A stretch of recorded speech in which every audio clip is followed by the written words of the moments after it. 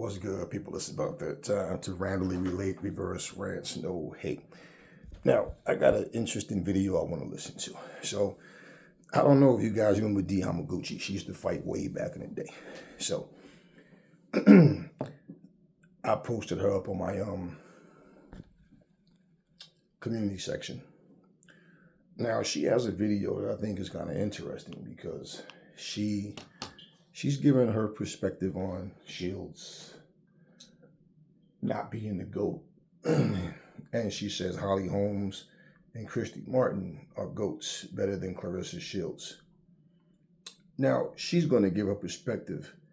Her video is pretty lengthy, so what I'm going to do is I'm going to listen to her, and at the same time, I'm going to say my piece. So I'm going to have to pause her video to address what she's saying because it's too long to listen straight through. And then I won't remember all of the points that I want to make. And I'm going to show you the difference with the mindset. So right now, D. Hamaguchi is at least 59 or 60 years old. She's upwards of that age, right? So the generation, like how she's talking about her generation, that generation, okay? And what they did. I just want you guys to pay attention, okay, to everything she says. Because when I pause and speak, I'm going to, this is not about a generational thing. It's all about when you put everything together, all the accomplishments. If you put these two fighters in the ring, who you think would win? And I'll get into that. Let me just go into her video first, okay? I'm going to explain why Christy Martin and Holly Holm outshine Claressa Shields in terms of what they can do in the ring, or in Holly's case, the ring and the cage, and in terms of their contribution to combat sports. So Christy Martin is by far maybe the most important female fighter in terms of putting women's professional combat sport on the map in this, shall we call it, the modern era, from the 1990s onward. Christy Martin is the reason that the general population, who didn't necessarily follow boxing, became aware of women fighting. And Christy Martin legitimized women fighters, I think, for the general populace. Christy Martin brought female fighters into our collective consciousness back in the late 90s through the early 2000s. Christy Martin was a household name at that time. She was the Ronda Rousey of her era. I think everybody now knows who Ronda Rousey is and understands that women's MMA is a legit pursuit for aspiring female combat athletes. Okay, now let me just jump in it. I can agree with what she's saying as far as Christy Martin being the poster girl that they use to put females boxing on the map. Okay? There's always a beginning of something. Claressa wasn't around then. So, I mean, her not being a part of that era does not mean that she should not get the credit that she, gets for what she's doing now. And she still have people trying to, discredit her. So, yeah, Christy Martin was, in the beginning. Okay. So I agree with her on that. And yeah, she was the one that they, boxing chose to, get behind her. She held her own and did what she did. So yeah, I'm with her with that. But Shields is here now. And what Shields did with what she has to work with, it didn't take her as long. to accomplish what she's done. And when they say that, oh, they didn't have all those belts and they didn't have, yeah, okay, there's a lot of things that's different now. I mean, you got to look at boxing in general. Back when Ray Leonard was champion, all these guys, and go back to the Marciano, the Ali days, there was no undisputed champ. There was no guys walking around WBA, WBO, IBF. They didn't even have all these different weight classes. You see what I mean? So that's unfair to say that because, I mean, even now, undisputed back in the day when they did have undisputed, it was 3 belts. Now it's a 4-belt era. You can't take credit away from people because something was different back then versus what it is now. It is what it is. Now, the finished product of a fighter is what I look at. So again, if these two people fought, who would beat who? That's what it comes down to. Fuck the accolades. I get the accolades, but that doesn't mean that that person wins because, well, I was at the beginning. Okay, that's like saying, let's look at football, for example. Jim Brown did his thing. But if you look at the time Jim Brown played football, they were all arm tackles. You didn't have no Ronnie Lott, no Steve Atwaters, no Dennis Thurman, Lester Hayes. You didn't have people like that coming out, pow, pop you. It was all arm tackles. The game was developing. So boxing for females was in its beginning stages. And let's be real. The majority of the fighters now in boxing and female boxing are way sharper than the females back then. Even right now. So look at the beginning. Let's look at what Christy Martin did in her era. Female boxing right now is still not where it's super popular. It's multiple female that just everybody knows. And in terms of her saying she was the Ronda Rousey of boxing, yeah, I give her all of that.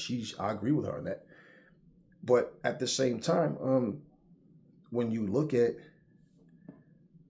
the fact that even right now, the women got pay increases because of Jake Paul.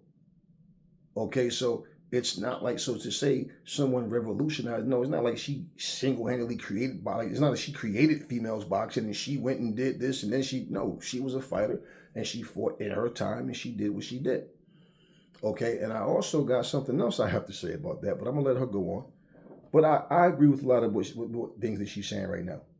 But the overall point, that's what we're going to have a disagreement, and that's fine. That's really thanks to Ronda and the UFC. So back in Christy Martin's time, there was, of course, there's no social media, there's only media. So it's much more difficult to get your image or videos of your fights out there in the realm for people to see at their own will. Female fighters, our fights were not going to be seen unless they were captured by professional media outlets. So I was super fortunate in that almost every single one of my fights was captured on proper video, professional film production, because my fights were televised on what was once existent called cable TV.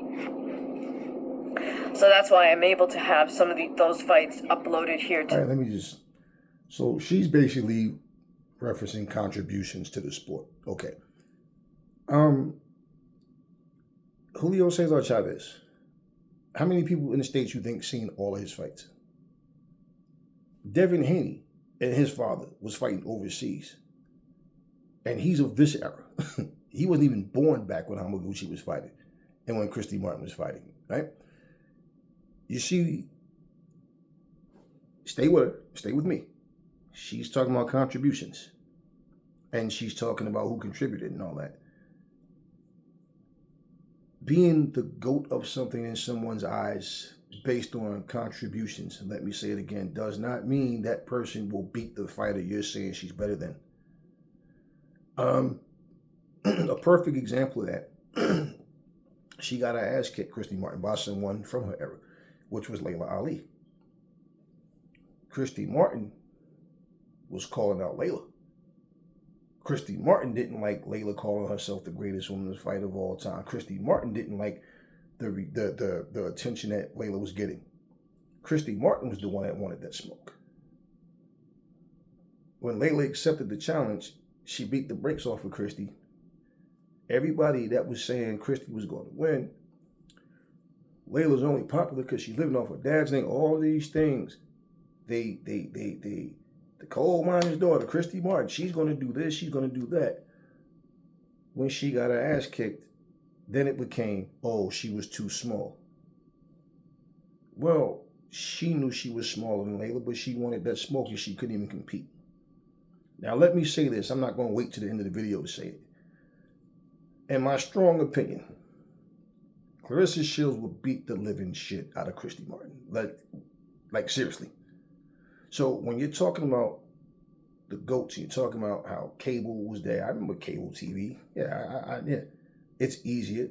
It's no different. I tell my kids, you guys have access to anything. Anything that we had to study back when I was a kid, we had to go to the library. You had to pay attention in school, in class, to make sure you got it. We had homework on every subject. Now, you can sit here and go, Siri, how tall is Mount Everest? There's nothing you can't get information for right now, which is one of the reasons why we were smarter than these kids. Why? Nothing that they do is really because they study. It's because it's easy to access information. Do you understand what I mean? But in terms of, we're talking about just the ability of people knowing how to do things or being able to like go in there and compete. You know, that's like saying Bart Starr is the greatest quarterback of all time. He's the GOAT because he was, you know, one of the guys in the beginning of the game, like early days of the game. You made contributions, and you did what you did. That doesn't mean you were a better quarterback than others because of contributions. Like I said about Jim Brown, you know, and my thing is this, when you look at what a person is capable of doing, Christy Martin showed you she couldn't handle a bigger female. So bottom line is, it wasn't just because Laila was big, Laila could fucking fight. Same way with Shields. Do you think that little Christy Martin would beat Shields? No. So we're talking about Christy Martin versus Shields. That's a fucking joke. That's not even competitive. Now, we're talking about contributions. Okay, that's unfair to say what somebody is to what somebody, like to say, okay, because she was in the beginning, she's the one that pioneered. I get it. Okay, that's something you can't take from her. And I don't really care about all that greatest of all time stuff anyway. That to me is just bullshit because long after Claressa Shields, if female boxing is still around, there'll be somebody else they're saying is the GOAT or somebody after that. I don't even care about all that. But I'm just listening to her points. I watch her channel. I like her videos and stuff. And you know, I remember her.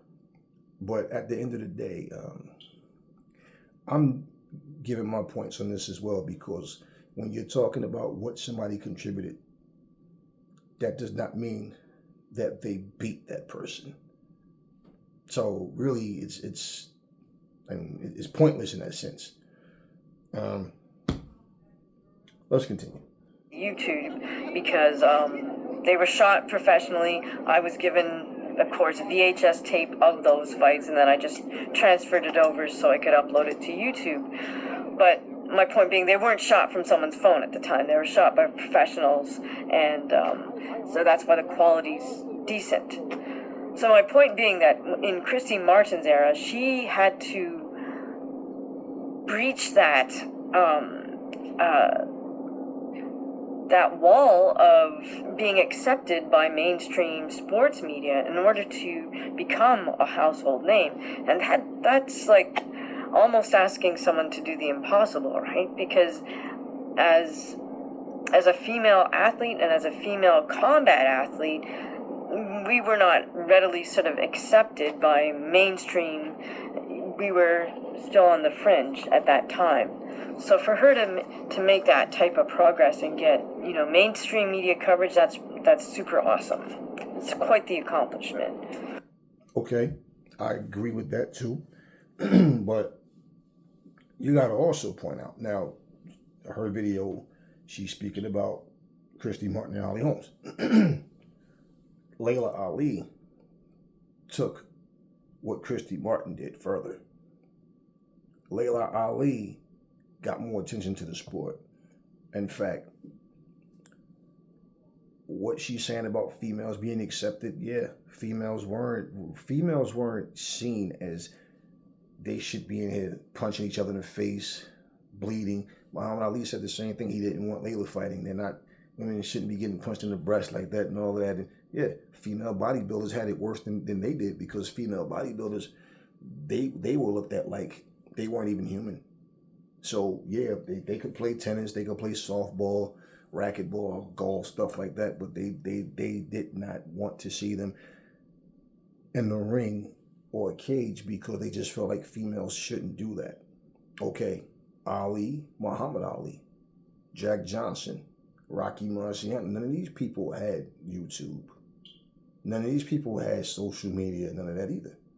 So there's not a fighter on earth that you can say was ever more popular than Muhammad Ali, and he did all of that outside of YouTube and social media. Now, when people say things like Ali got more known for what he did outside the ring than what he did inside the ring, I don't like that statement for this fact.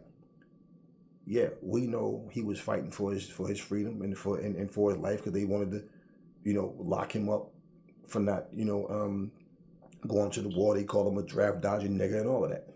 You understand? He had death threats. Jack Johnson went through a lot of shit. Death threats. He walked around with white women, and they threatened to kill him for dating white women and stuff like that. So, not only she's pointing that out about Christy Martin being a female, I hear all that, but everybody had struggles. You can't overlook other people's struggles just to highlight somebody else's. And let me add, okay, let's not be stupid. Laila Ali or any black female fighter is going to have it harder just for being black alone. And I remember I was in this bar. People used to call it the redneck bar. I didn't go in. I used the bathroom. I had to really go to the bathroom so bad. I didn't even realize it was a bar. I just seen somebody going in, I'm like, oh shit, I went in there, and I had to go to the bathroom. And when I was coming out, right there, it was like, it's like a row of cars, that little metal barricade, and these guys were out there, and this is right around that time, right before Laila, not the night of, like right around the time close to where they're about to fight. And I remember these guys were saying, I don't even like female boxing, but I just want to see Christy Martin put that nigger on her ass. She just like a damn goddamn big mouth daddy. Fucking big mouth nigger.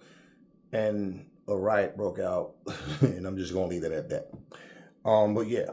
So it's just like in Hollywood. Same thing. You have actors and actresses. How many times do you see black people win Oscars and Grammys and like these, right? So what I'm saying is there's always something that someone had it hard in. So we can't skip over all of that. And yeah, being come on, she should know. Her being Asian, she should know. I don't know what her experience was like. She can tell anybody better than I can. She knows what she went through and how she dealt with things, but she should know that. People of color in general in America, if you're Latino, if you're a person of color, especially coming the further time you go back to, at times were more racist, where people was throwing that word nigga around and calling people chinks and spicks and whatever, like it was just normal, like you could just do that, right? It was always going to be harder for you. Always. It's just like right now, you see these little rappers jumping around with guns in the video and all. They always talk about money. I always see them holding stacks of money up. You got rappers back in the day that was far more skilled than them. But rap was new. You got to understand, hip-hop just turned 50 years old. So rappers back in the day wasn't making the kind of money they're making now. That doesn't mean that they were better. But the difference in now versus then is different. Of course, there's some differences in boxing, of course. But I'm saying in terms of principle, it's like rappers now have social media. They can put themselves out there. They can reach more people. They can advertise the next big party. Back in the day, people was going from pole to pole, hanging up flyers. People had their little street team. They jumping out, going boom, putting pole flyers up on all the street poles. Right? That's how they did it. So different. It was different in that sense. And yeah, like what I'm saying, we're talking about a situation where right now you have no excuse. Like when I said, like the Terrence Crawford situation, anybody who has an issue with their promotion, man, you guys have the power of creating your own lane through social media where you can reach so many more people than having to depend on a fucking promoter who, these promoters are not the same.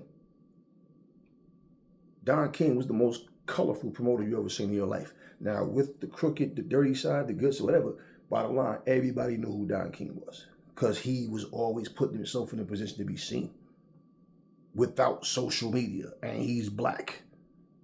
So I get what she's saying, but you got to look at the whole scope of things. You can't just separate and break it down to just a few people.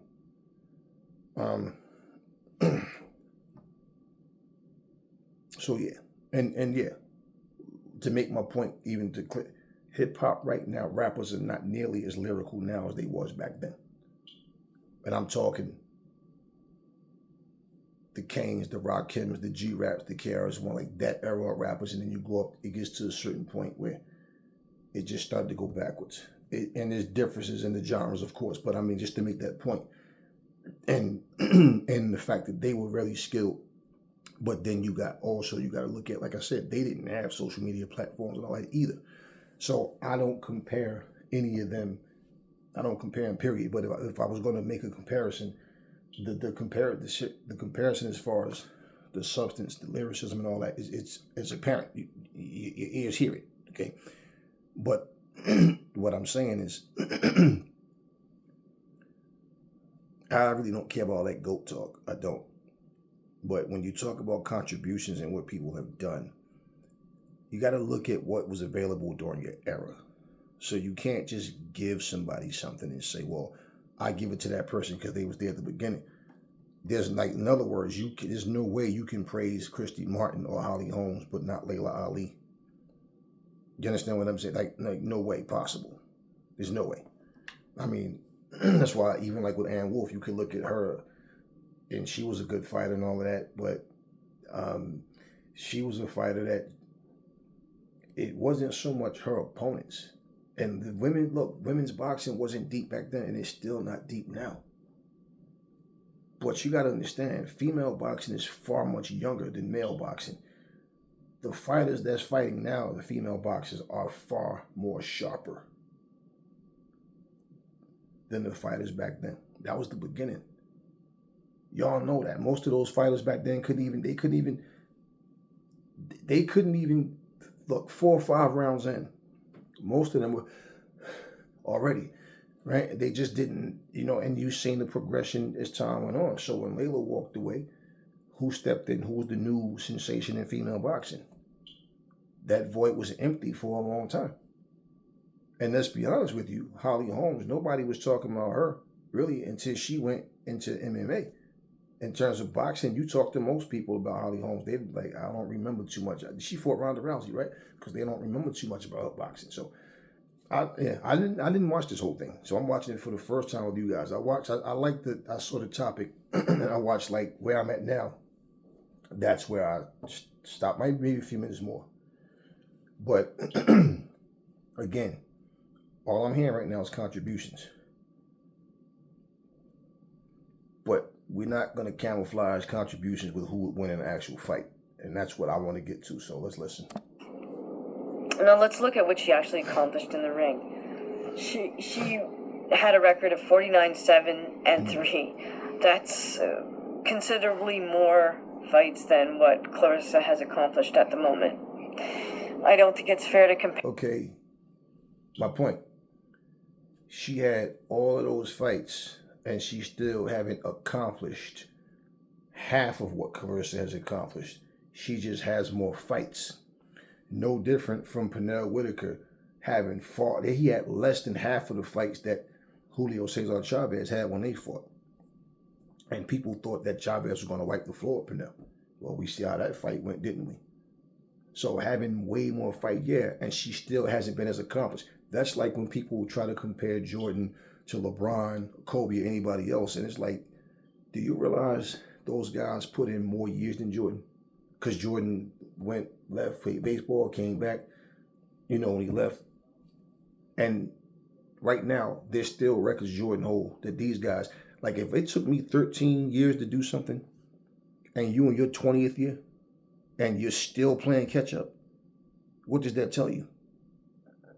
You understand what I mean? It took me far less time than you to get to where I'm at. It took you extra years, and you're still playing catch up. So yeah, you can't compare her accomplishments to Claressa Shields. You can just say she's won more fights. That's about it. And again, if Christy Martin fought Claressa Shields will wipe the floor with her. It's no comparison. It's no comparison. Just like we're not going to take credit from Laila Ali and play this, oh, she was too small shit, because she knew she was a smaller woman. She didn't seem to think that the size was going to make a difference. She thought she had better skills, better IQ than Laila. I remember all of that shit. And guess what? She got her ass whooped. So I'm going to see what she's going to make later. If she's going to make a video about, I don't know how she feels about Laila Ali or whatever, Ann Wolf, and I don't know. But the two she's talking about right now, I knew who Holly Holmes was before she fought Ronda. I've seen Holly Holmes box. Again, Claressa Shields would wipe the fucking floor with Holly Holmes. She would destroy her. Those fights wouldn't even be competitive. Did you see Christy Martin versus Laila? It wasn't even competitive. She got fucked up from round one to the round it ended in. Okay. When you're solid in here, you do know when somebody's a threat. And the fact that she thought she was supremely confident that she was going to beat Laila. What happened? Oh, she was too smart. Nobody was saying that before the fight. They thought the coal miner's daughter was going to reign supreme, and that didn't happen. Just saying. Let's go.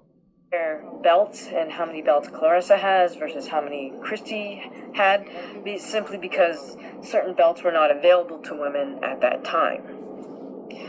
Now, I'll make a bold statement here, which I feel like Christy Martin's, what she was able to do in the ring is what Claressa Shields aspires to be like. Because Christy had a very hard-hitting style, similar to Claressa. She didn't stay on the outside. She had to try to come on the inside. Because she was short. I think because often she was the shorter fighter, she would work the body and work the head, but with very, very powerful punches. And I feel that Claressa is trying to be a power puncher as well. If you take a look at some of Christy's fights, she also had very nice defense and was able to roll under, bob and weave under a series of punches and come right back with counter punches. She was also able to show a little bit of dipping and slipping. None of that shit worked against Laila Ali.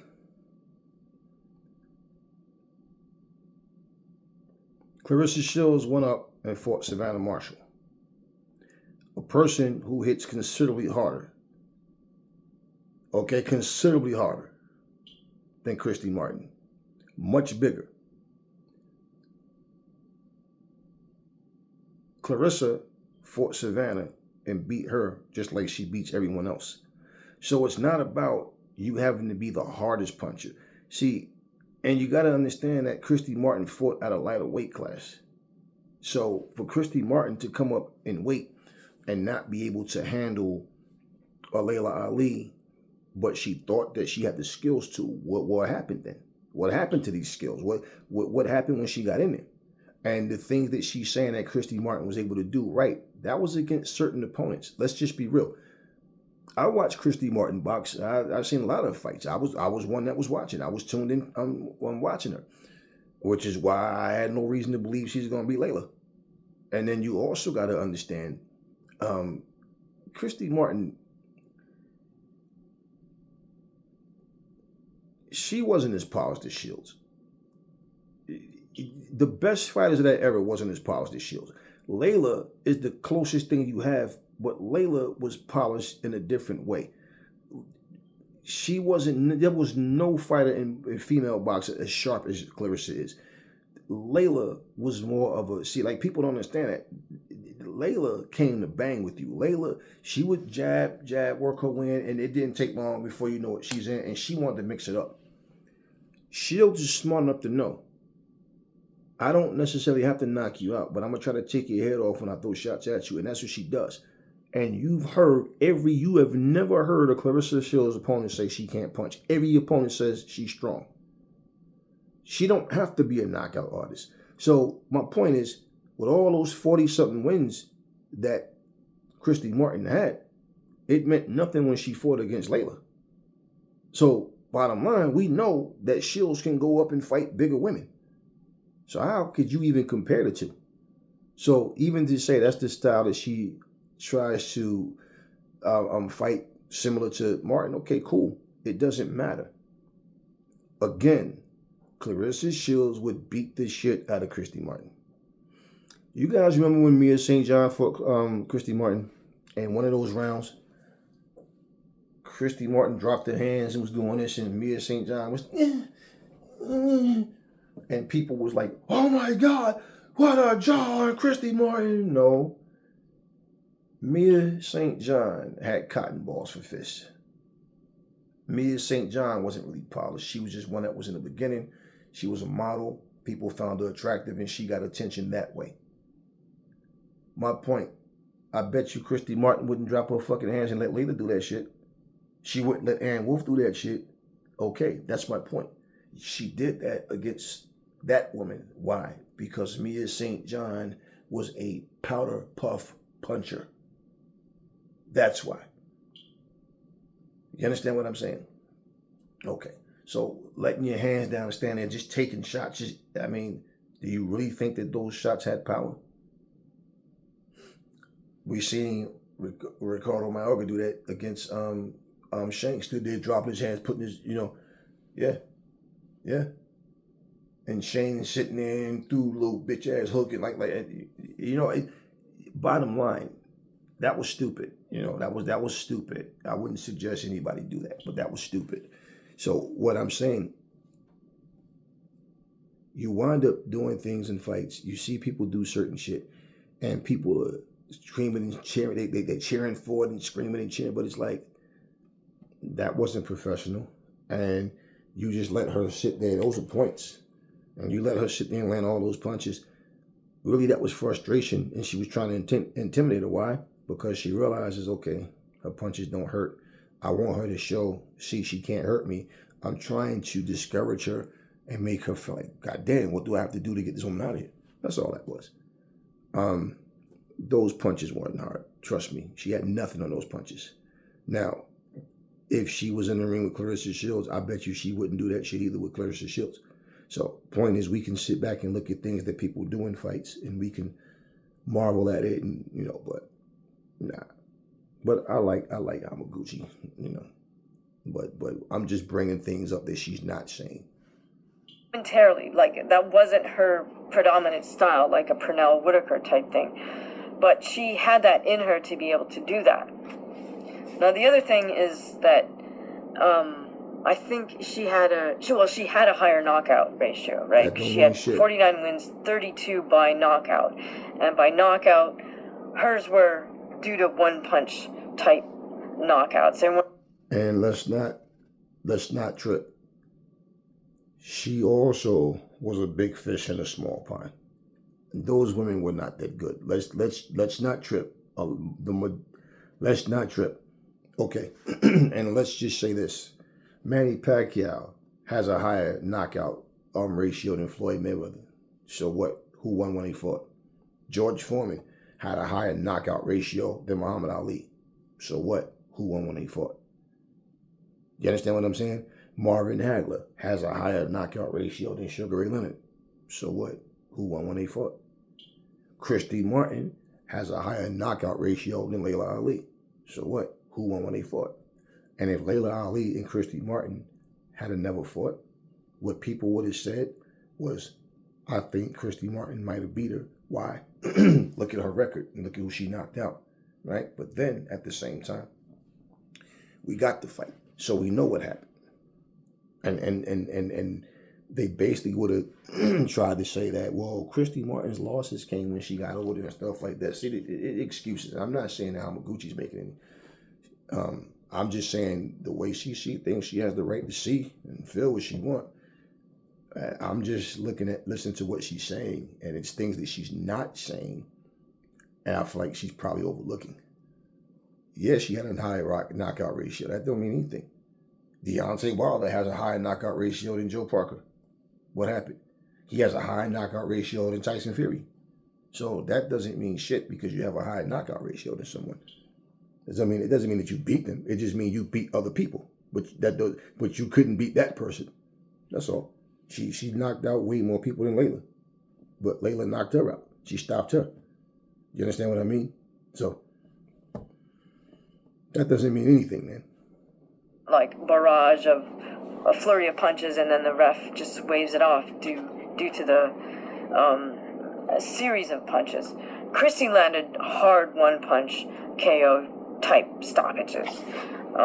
So I mean, check out her fights. They're high quality. It's high quality boxing. The other thing I wanted to add about Christy is that I have to give her props for stepping up to take the sort of mega fight for women at the time was for her to fight Laila Ali. Mm-hmm. Okay. Now Laila fought at 160 pounds. Just like and Christy Claressa. Martin fought anywhere from like 140, so junior welter to welter, junior middle. So she was anywhere from 140 to 150. There's no way she gained 10 pounds of muscle to fight Laila Ali. I don't know how she made weight. Maybe she put rocks or coins in her pocket to step on the scale. But there's that's just a huge size difference, right? It's really right. And Shields fought all the way up to 168. So this is why I don't understand the comparison. Now, that's why I said, even to compare contributions, that doesn't determine that you win the fight against that person, okay? But Shields has went up to 168. You think that Christy Martin would beat Savannah Marshall in a fight? No, she's too big. And why people would say that now is because we know Savannah Marshall is a harder puncher, right? Well, what happened to her knockout ratio and her hard punching when she went in there against Claressa Shields? So point is, if you're going to compare them, you can't sit here talking about Shields going down because Shields doesn't fight at smaller weights. So that means if she fought Laila at 160, she'd have to fight Claressa at least 154. Either way, look, I think a lot of fighters from that era, the female fighters, I think a lot of them feel some kind of way towards Shields because of the way she's shining. She's shining far brighter than any of them ever did. And I think they just feel like if we had the same platform that these girls have now, we'd have been able to do the same things. But that's not the way things work. That's like sitting here going, man, I wish I could be 20 again. Well, you were 20. You can't be 20 again. You can only get older. That's it. So I don't, that's not even a good comparison. You guys know I just did a video a couple of weeks ago where I made a tournament between females. And what was one of the things I said? Because people was thinking Christy Martin could hold her own. This is what I'm saying. I'm like, no, that's ridiculous. How do you think that it wasn't fair? It was a disadvantage for her to fight against Laila, but not Shields. So what are we saying? Like, what are we talking about? And the fact of the matter is, the fight wasn't even competitive. So my point is, if you look at physically, you guys realize the night that Shields fought Savannah was 193 pounds. Shields was I think they said 172 or something like that. Do you understand? She was down at 200 pounds. What in the hell could little ass Christy Martin do that Shields wasn't going to be able to handle? And the thing with Christy Martin, now Hamaguchi's not saying this. Christy Martin would try to fight technical until she got hit. And that's all it took to get off her game plan. And then she would abandon what was working and it would become a dogfight. So she made fights harder than they needed to be for herself.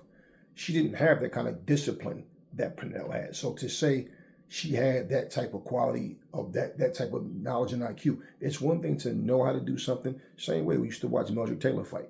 But he's Philadelphia born and bred, and you know, that's what they do. Meldrick knew how to box, but as soon as Meldrick got cracked, now he wants to mix it up.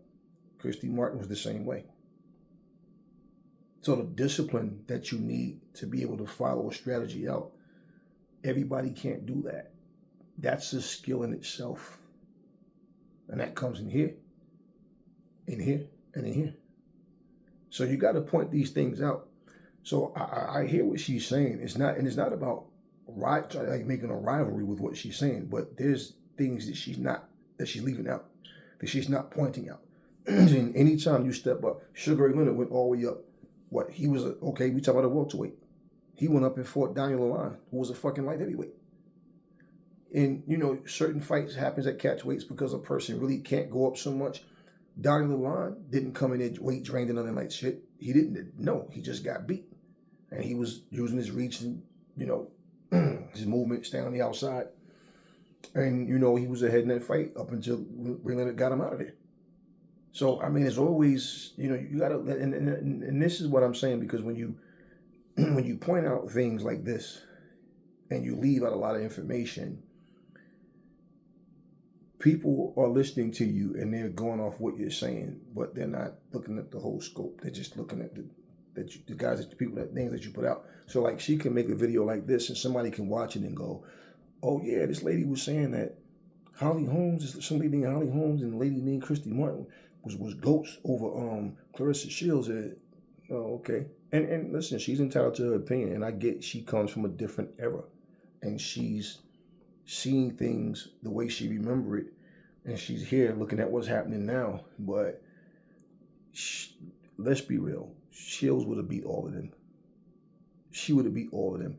In fact, anybody that Savannah Marshall could have fought back then, she would have beat. The only two females that I would put, I think now, Laila, I put over Savannah Marshall. Ann Wolfe, it just depends.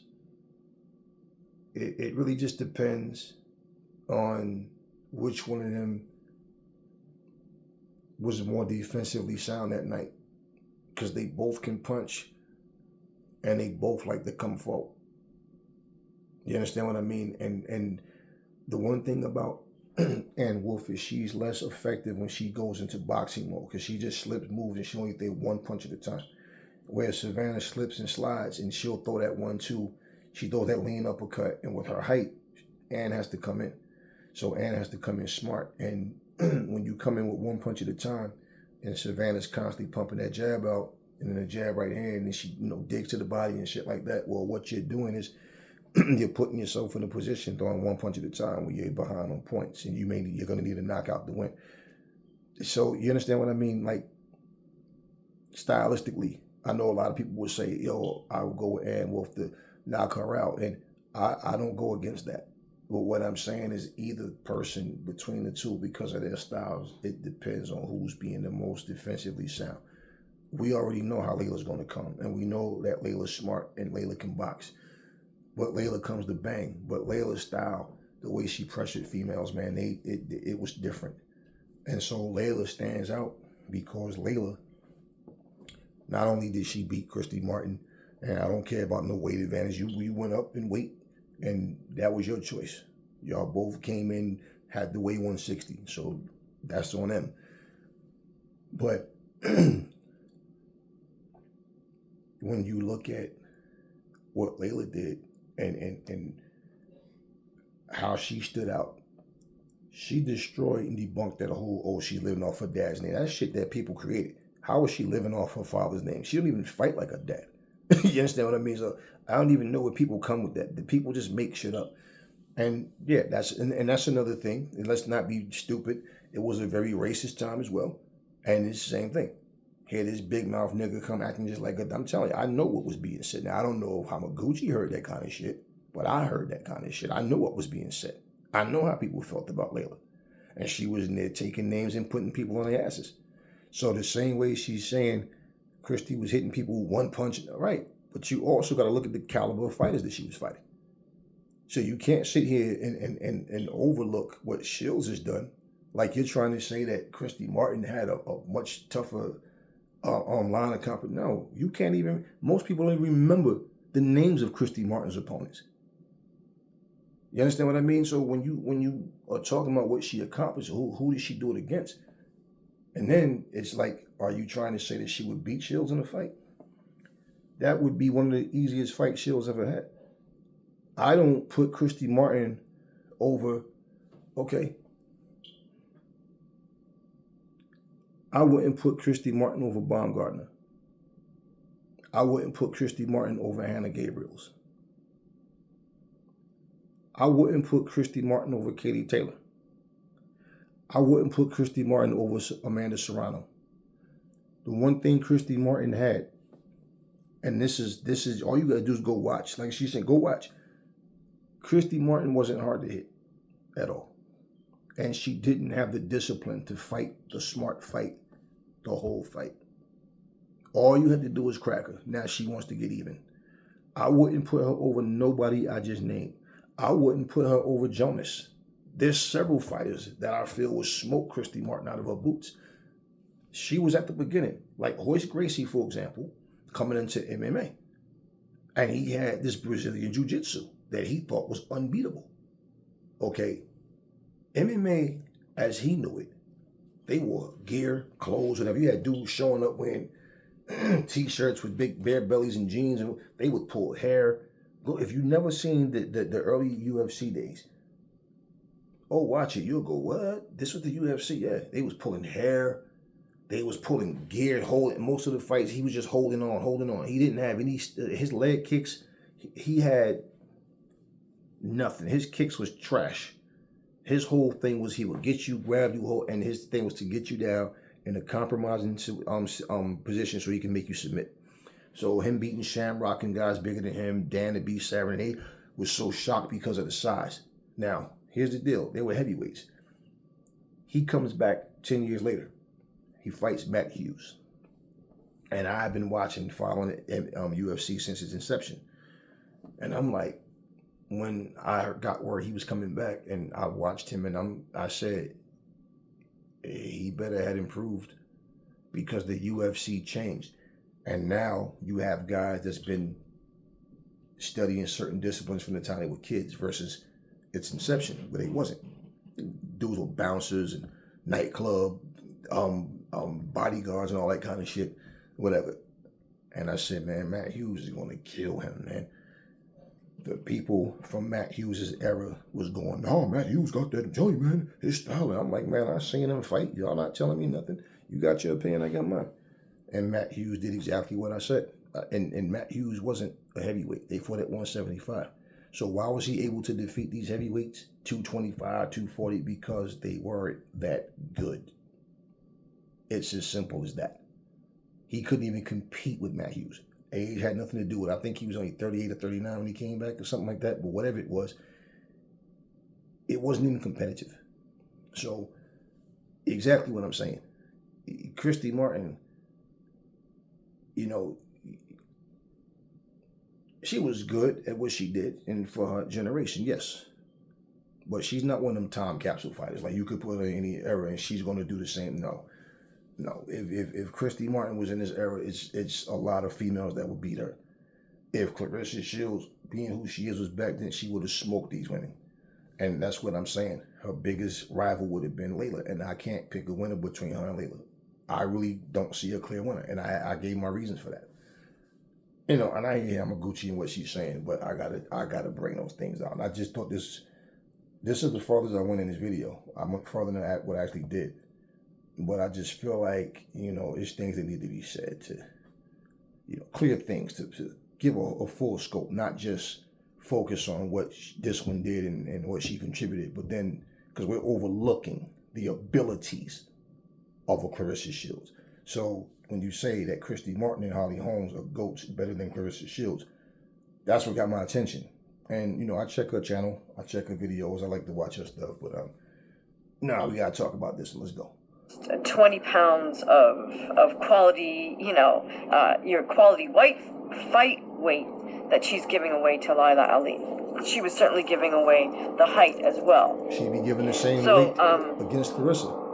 Laila wound up stopping Christy in the 5th round. But it's a fight worth watching because I think in a sense Christy, she didn't just stop her, she beat her ass.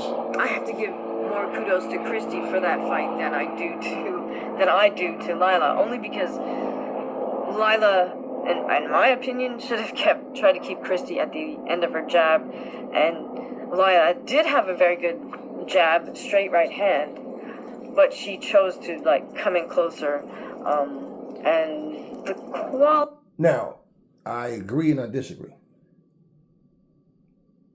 I feel like, yeah, she could have kept her at the end.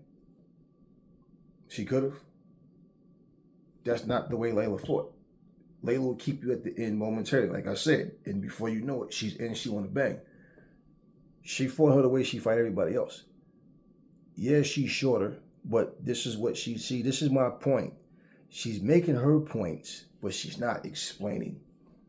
The reason Laila fought everybody pretty much the same way. Okay, let's go. I'm going to see if you can take these flurries, because that's what Laila did. She came with that pressure. Now, first off, Christy Martin couldn't hurt her. Okay, I felt the power. She has nothing. 2, that pressure was too much for Christy. So why would you feel the need to fight on the outside against someone that can't take your punches? 2, they can't hurt you.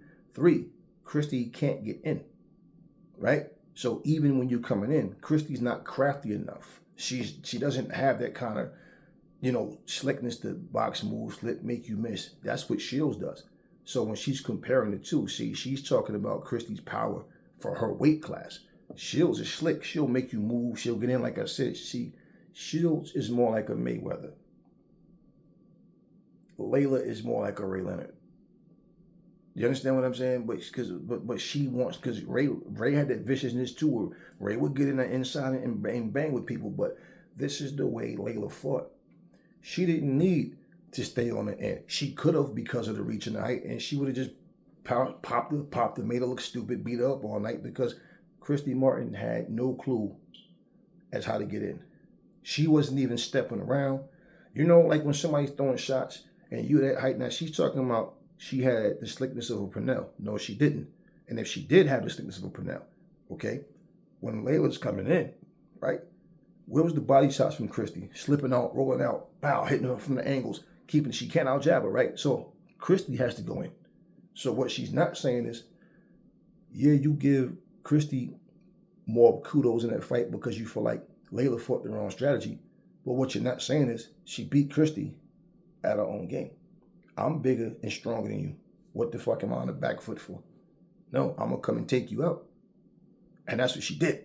She didn't need to box with her. Now, if it was a situation where Christy had the kind of power where she could really hurt Laila, and let's just say Laila's coming in and she's getting hurt, getting caught with short chopping shots or something, okay, then I can see it. Yeah, keep it long. You don't have to be that close. Keep it long. Keep it long. Boom, make her run into this. She didn't have to, because Christy Martin was not as big of a threat to her as Hamaguchi is saying. Christy Martin was a threat to those people that she beat.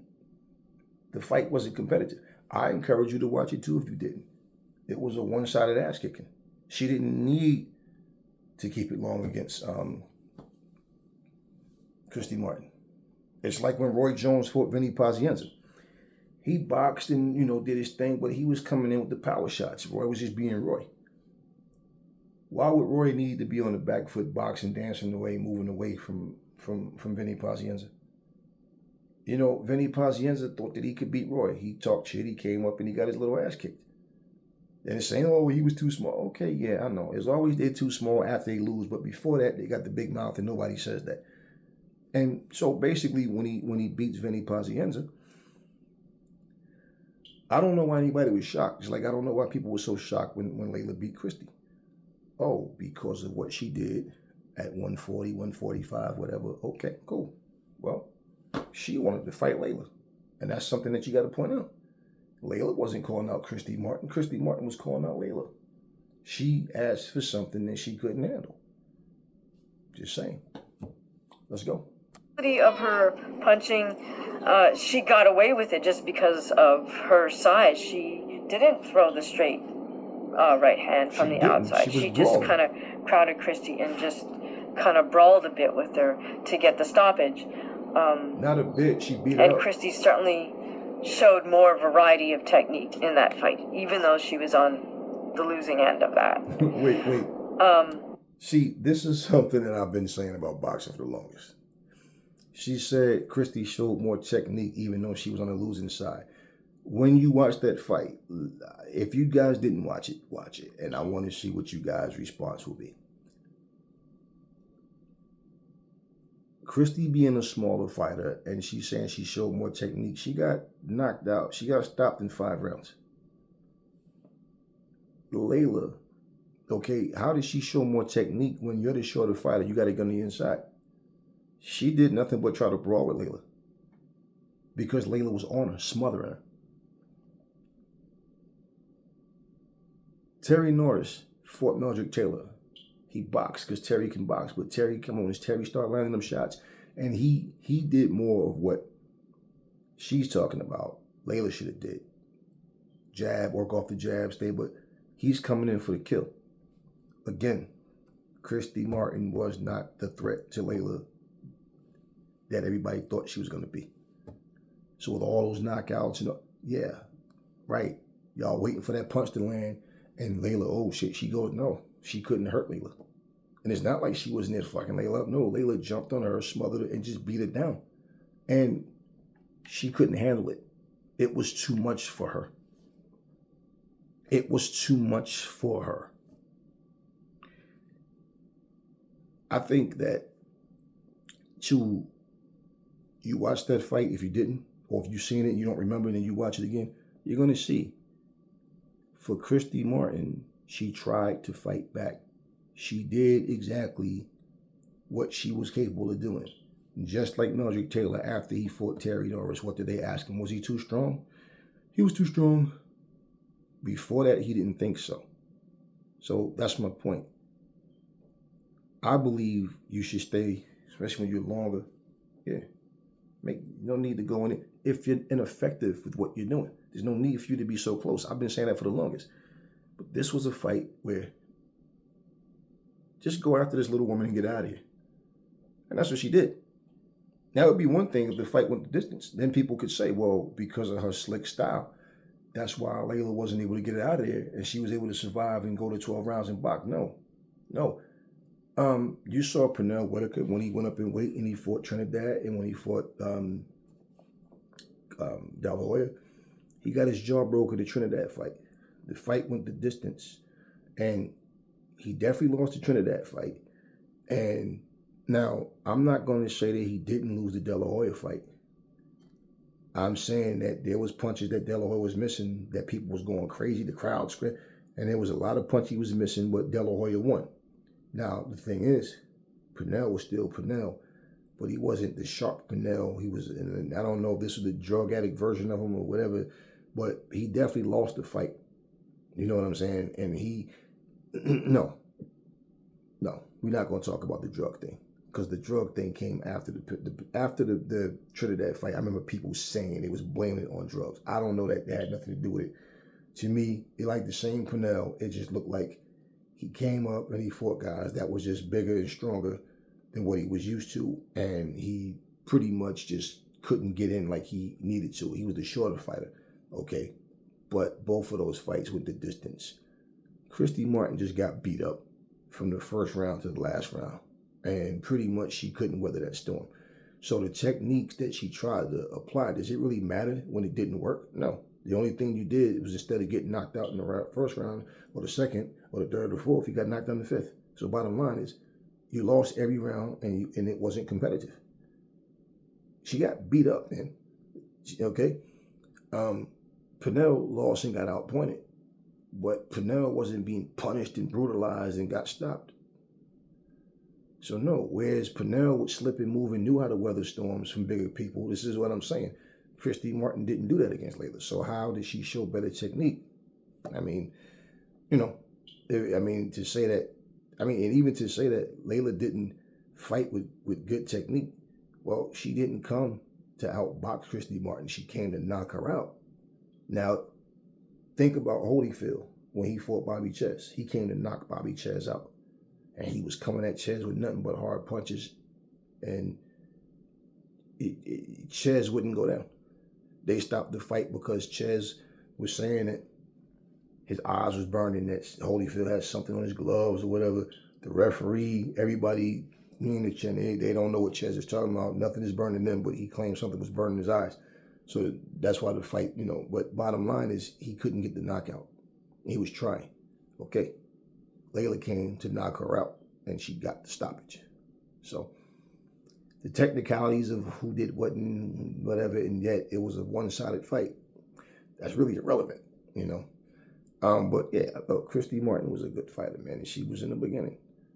But, it's like you take those guys that fought back in the day doing this. Okay, do you think that these fighters would be successful in this era? No. And like I said, women's boxing is far younger than men's boxing. So, if you go back and watch those fights, you'll see. You'll see. I watch Hamaguchi's fights. I've seen her win. I've seen her lose.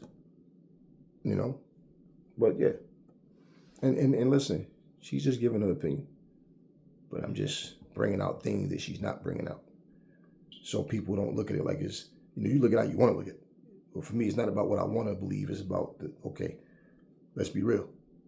Christy Martin would get smoked out of boots if she fought against Laila. She was just like she did with Laila. So to comment on Laila Ali, now she's a complete anomaly, right? Because before she even starts, she's the daughter of the legendary Muhammad Ali. So immediately, if she says boxing, there'll be a whole mechanism of individuals or right underneath her or right beside her saying, okay, you want to box, we're here, like advertising, marketing, PR, sponsorships, etc. So it's not very often that somebody is sort of born into that position, but Laila just happened to be, and we have to give her props for actually stepping in there and doing it. But for her 14-0 record, that's nice. She was undefeated, but no matter what, she was always going to be the A++ side, not even just the A side.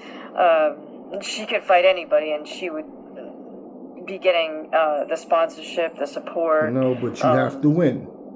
And certainly the politics were in her favor for her fights. So I don't really consider her part of the conversation of greatest of all time, but she was in the mix with this era because she did step in there with Christy Martin, and she also, I believe, I'm not sure on this. No, Holly Holm also stepped in there with Christy Martin. So there's this sort of intermingling, if you will. Okay, now let me just add to that. Laila Ali, I don't know where Hamaguchi lives, but Laila Ali caught a lot of criticism and people saying she was riding on her father's coattail, like I said. Now, let me say something else that she's not saying. Joe Frazier's daughter fought Laila. George Foreman's daughter fought Laila. Okay? George Foreman and Joe Frazier are also legends in this game and on that Mount Rushmore with Ali and Ken Norton. Now, check this out. Did they have the sponsorships and have the the favoritism or so much this or whatever? No. Laila still had to work her way in, and she had to win. And the fact of the matter is, she beat Christy Martin. No excuses about no weight or none of that shit. She beat her. Plain and simple. Okay? Muhammad Ali himself, look at what Ali went through. Look at the career he had and look at what he went through. And they was doing fundraisers for Ali and all kinds of shit because on his own initiative and like what he went, boxing, the divorces, all kind of, he was in need of money. So even to say because that's Ali's daughter, Yeah, that's you know what, when you're a part of something, that's the shit people say. But for the people around, like you, I don't like I said, so I don't know where she lived, but in our neighborhoods, I'm gonna tell you right now, no, that's not how that shit went with Layla. As far as favoritism and all, she might have looked okay, so she's eye candy and she can fight. It's not like she was there getting her ass kicked and they just giving her opportunities. I don't give a fuck what somebody give you. You have to, even if okay, Lennox Lewis. Riddick Bowe threw the belt in the garbage, right? WBC belt in the garbage. And Lennox Lewis took the belt. People said that he was given that championship. But what did Lennox Lewis do with that belt once he got it? He defended his belt very well. And he is, in a lot of people's opinion, the best of his era. Well, he definitely was the best of his era.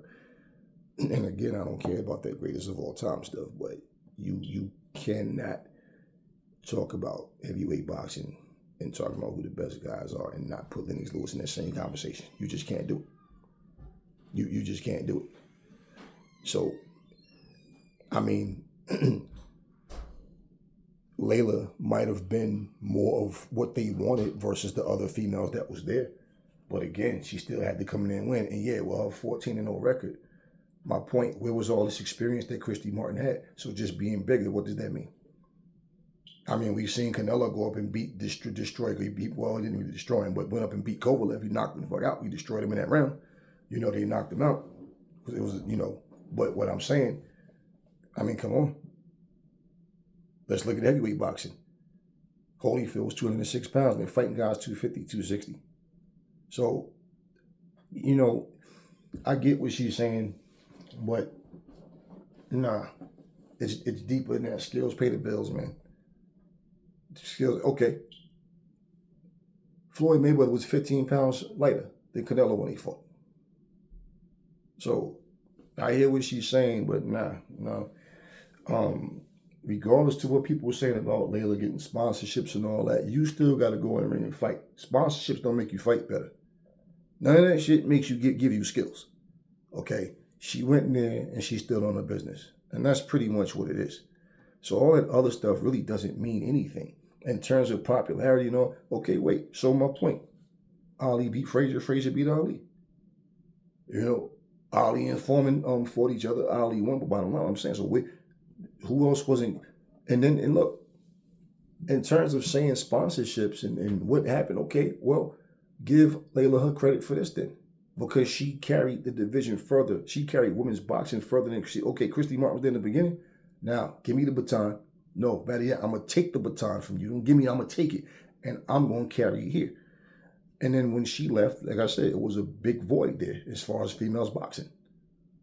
You can't name one female, not Holly Holmes, nobody. What female fighter was everybody talking about when Layla left? It was an empty void for a long time. So, yeah, again, accomplishments in terms of who did what and contributions and all, you can't overlook what Layla did. Dr. J, Kareem Abdul-Jabbar, other people, Elgin Baylor, all these other, they didn't, Michael Jordan took basketball to a whole nother level. Nobody's taking credit away from what people did in the past, from whatever before his time, but you can't take away what Michael Jordan did. You know, understand what I mean? So, with or without Muhammad Ali, Laila Ali still did what she did. And the bottom line is, even for the opportunities that she had, she could have lost. She didn't lose. She won. So, you know, yeah, you gotta put these things out, man, because people say things, but they overlook a lot of information. Okay? You got Monday through Sunday. Wednesday don't explain my whole week. Unless I did absolutely nothing on all those other days except for Wednesday. So now, you want to know what I did all week long, right? I got to tell you what every day. If I tell you about just Wednesday, I'm not telling you about Monday, Tuesday, Thursday, Friday, Saturday. I skipped over Wednesday, right? I'm going to skip all them other days. I'm just telling you about Wednesday. No, I got to tell you about all those days. Otherwise, you're not getting my whole week. You're just getting my whole day. So I just got to, add to what she's saying. Like, got to bring these, make awareness of it, So let's talk a little bit about Holly Holm. So she was a multiple time world boxing champion. But again, because of the belts that were available at the time, I don't really consider the belts like the key. What I'm looking at is more what could you do in the ring, and what technically were you capable of. So Holly was 33-2-3 with 9 KOs, so a lower KO percentage, but obviously she did enough. She's a classic boxer. Now the important thing to know about Holly is she also crossed over she initially started as a kickboxer and decided to make her way into boxing, and then built herself up as a boxer, and then of course, as we know, she then switched to MMA and had the spectacular head kick knockout of Ronda Rousey as the huge underdog in that fight in Australia. So I think she was then catapulted into sort of mainstream consciousness from that one kick. But she does have a very lengthy ring resume leading up to that point. So the one sort of critique of Holly's boxing career that I can make is that the vast majority of her fights were in her backyard of Albuquerque, New Mexico. Now, on the other hand, it's hard to critique that because she was signed to promoter Lenny Fresquez, who's based out of New Mexico.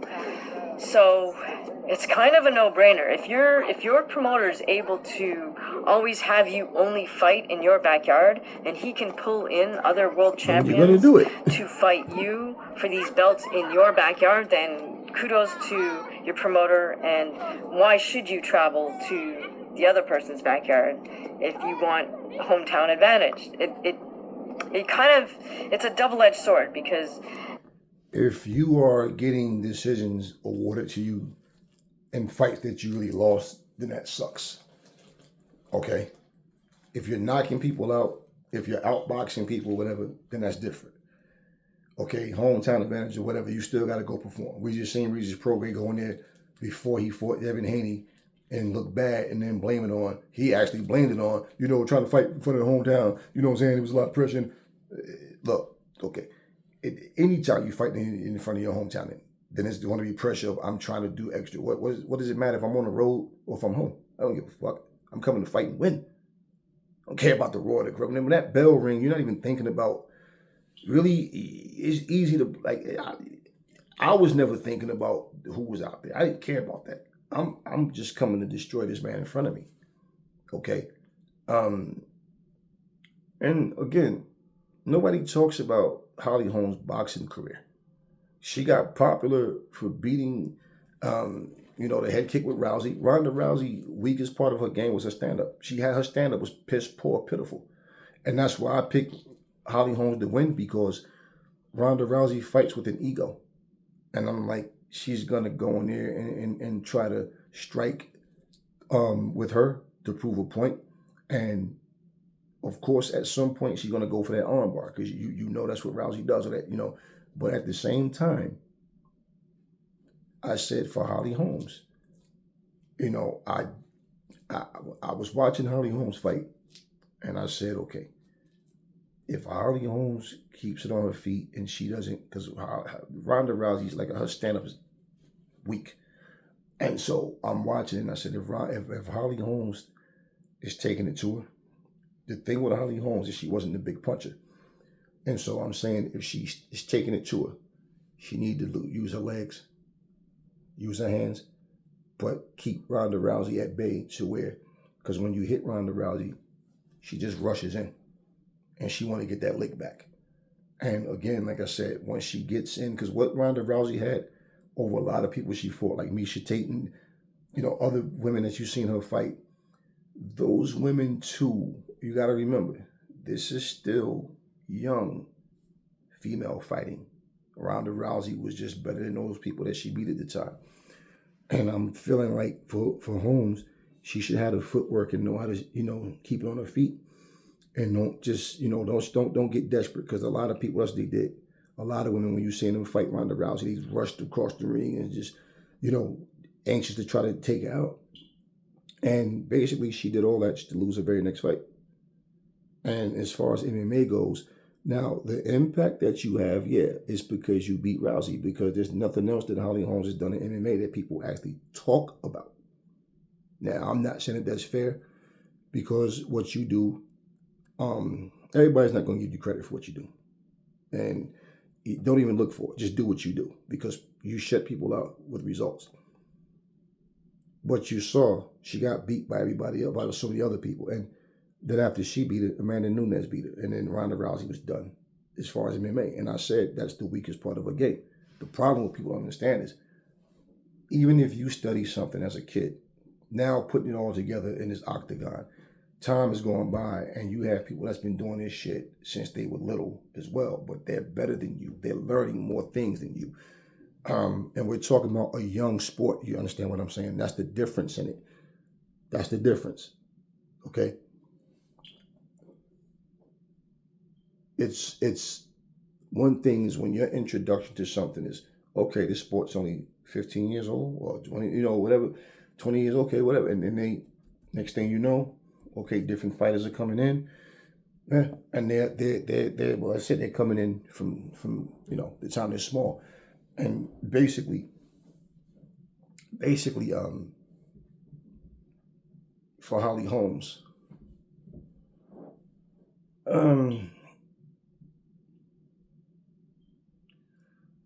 she gets stomped the fuck out too by Claressa Shields. So I don't understand. Like, I understand what she's saying in terms of contributions, like I said. But as far as her beating Shields, and that's the whole thing, what I'm saying, what it boils down to.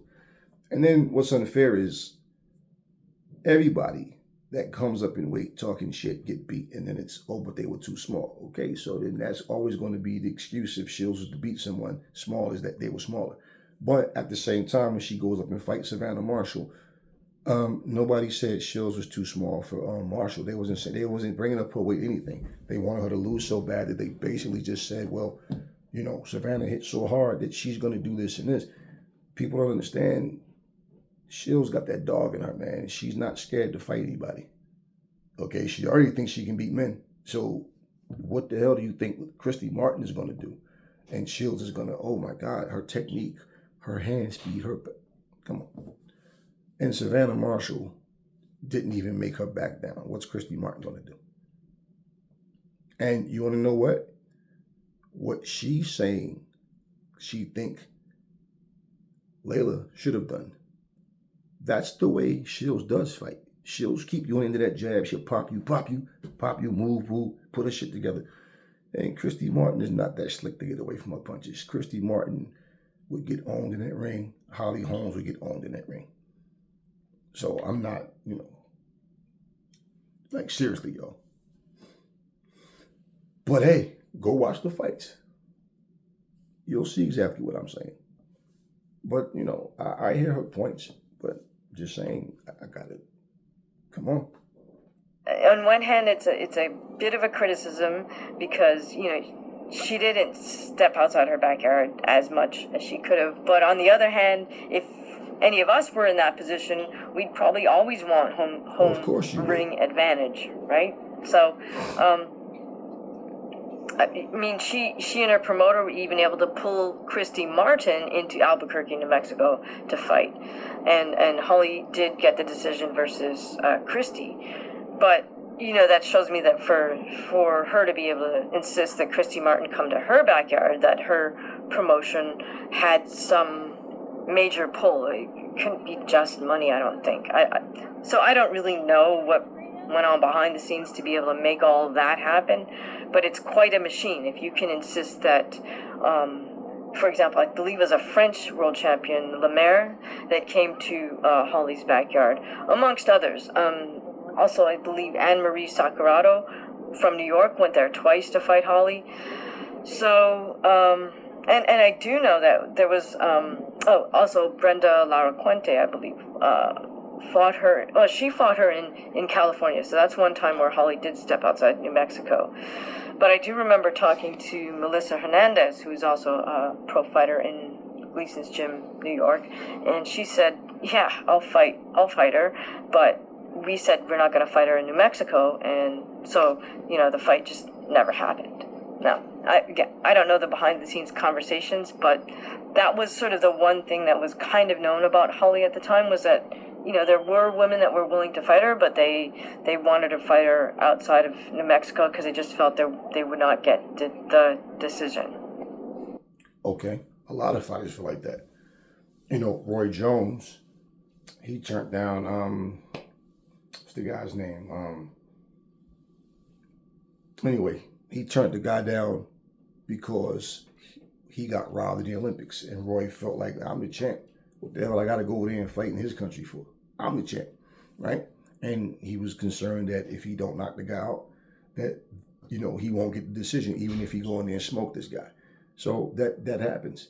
Now, again, Claressa Shields, who is the A side, but went to the UK, okay, to fight Savannah Marshall. Because 1, she wanted to fight. 2, no excuses. 3, it was a bigger fight, at least the first time, okay, in the UK at that time. And then for Claressa Shields to go over there and ice her like she did. Well, Savannah Marshall is saying, yeah, we could do the rematch, but it has to be in the UK. Like, guys, no, I'm the A side. Now, Claressa Shields is showing you, and it's like, listen, her team have to sit down with her. And hey, look, you're the champ. All this shit about there's no money here. Now, Jake Paul comes along and changed things for female boxing, right? But at the same time, now she goes back to Detroit. You understand what I'm saying? She put asses in seats. She's doing what she has to do. It's not about trying to live up to the standards of people saying, oh, but if we go here and we do this. No, I traveled. I came to the UK and beat you. Now you want the fight? Let's go. Come over here. And Savannah didn't want to do that. So it's never been a question about her not wanting to go anywhere. It's just like Alicia Baumgartner saying, oh, let's fight at 147. You fight at 130, this woman's at 160. Why are y'all even having a conversation about a fight? You understand what I mean? So, and it will be the same thing. Like I'm telling you, she knows she's not willing to go to 160. Okay, and I know why Baumgartner is saying what she's saying. Like I said, because she knows she wasn't cleared, for failing her drug test, and she's trying to get the attention off of that by calling out Shields.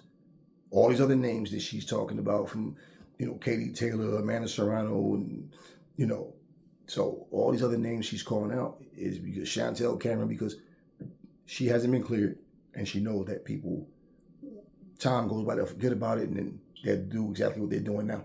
Oh, wow, yeah, boxing needs this.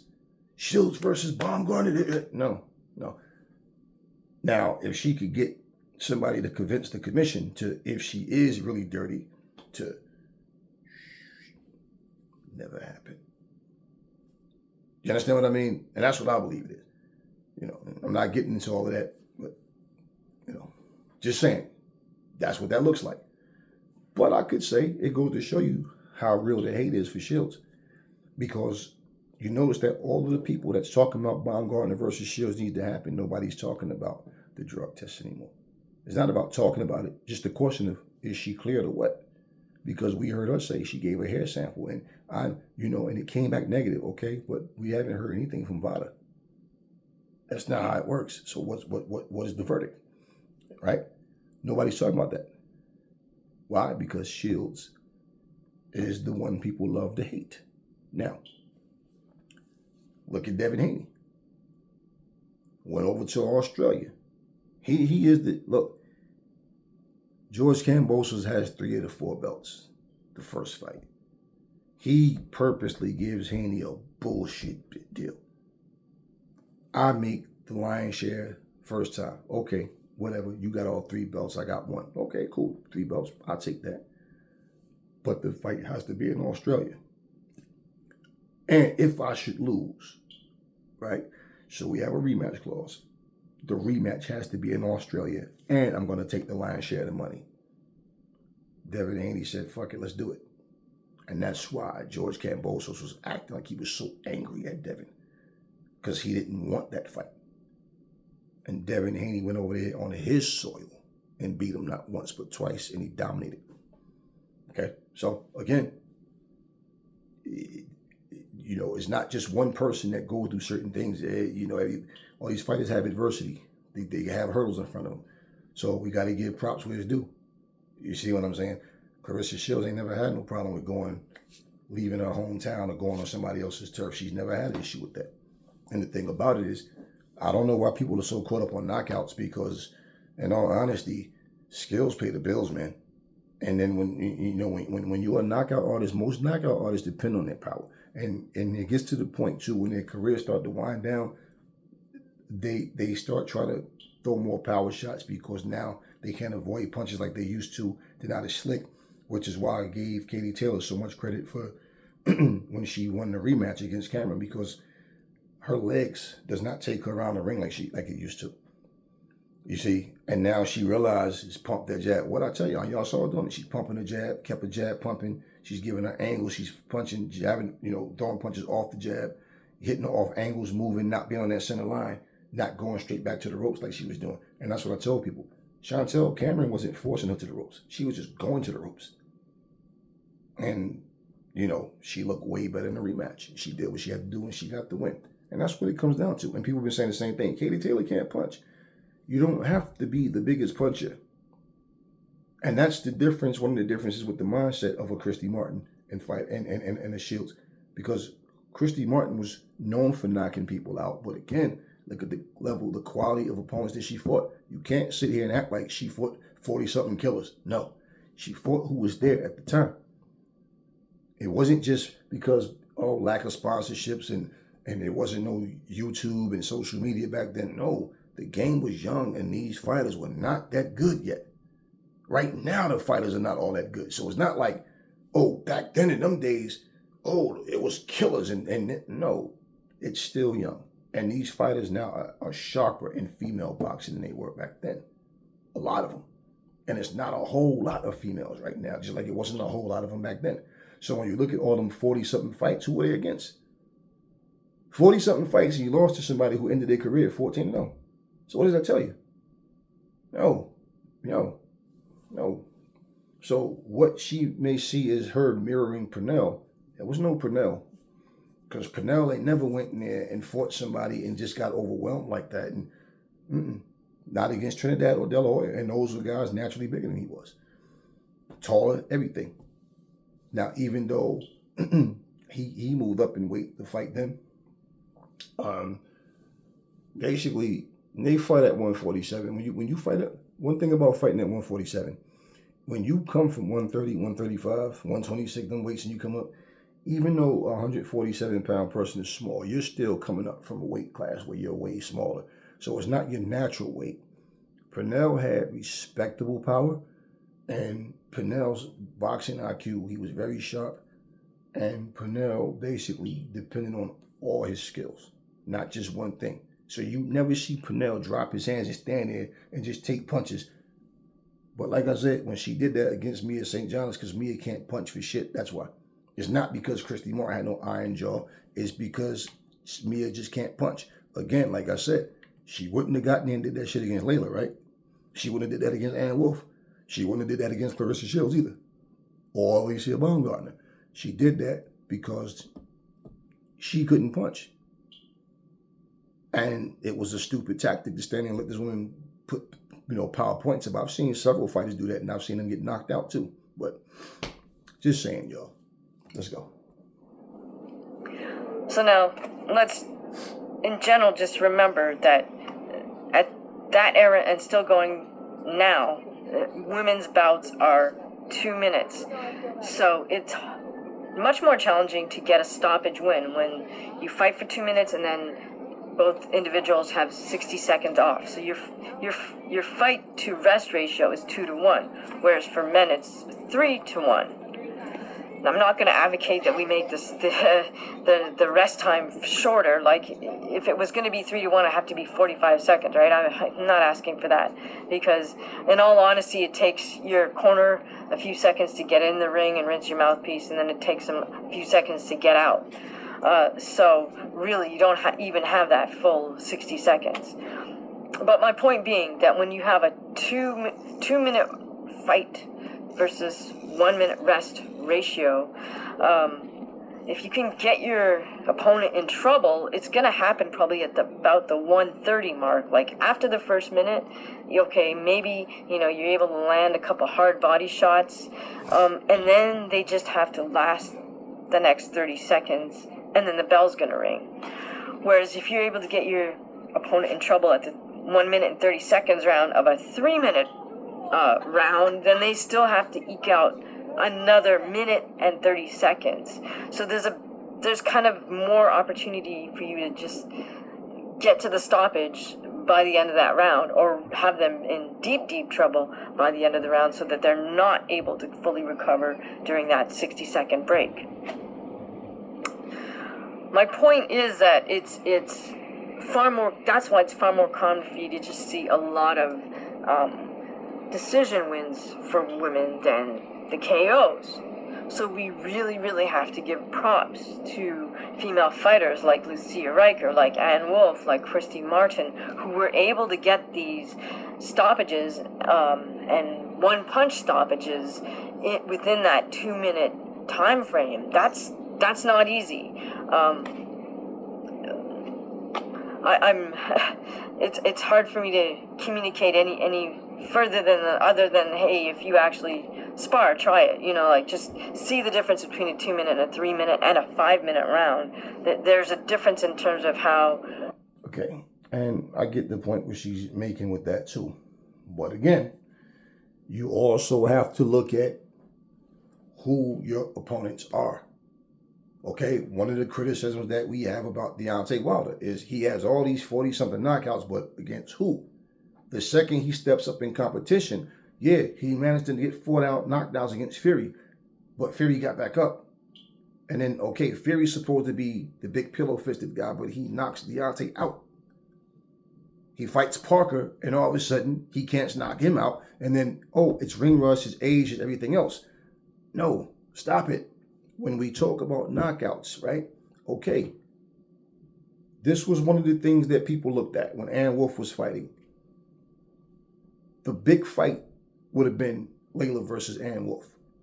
The hate that people have for Laila. Oh, Ann Wolfe would do this, Ann Wolfe would do that.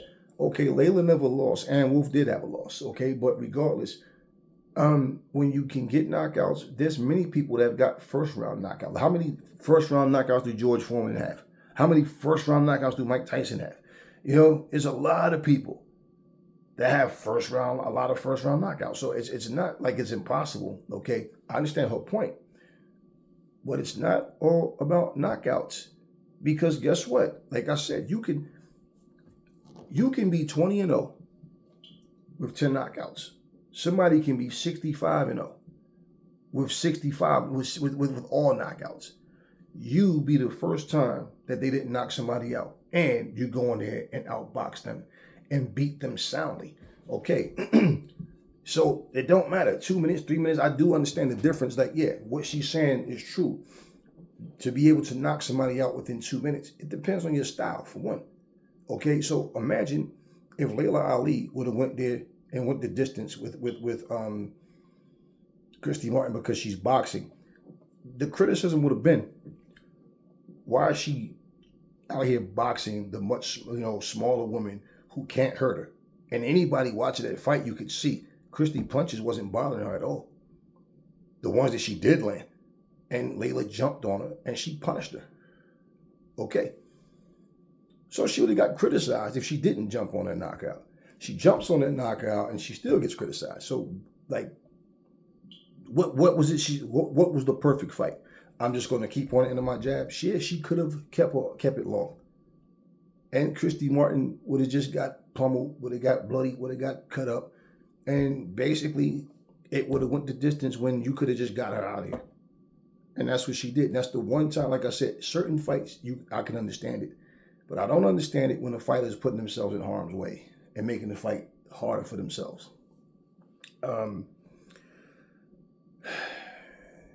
She said something too that I was about to make a point with, but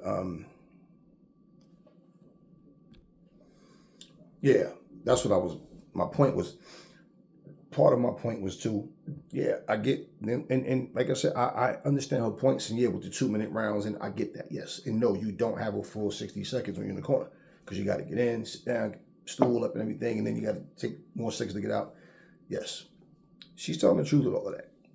But I'm saying in terms of the knockouts, man, it's not all about knockouts. The knockouts are more exciting to people. And yeah, if you get the knockouts, I get it. But who are you getting these knockouts against?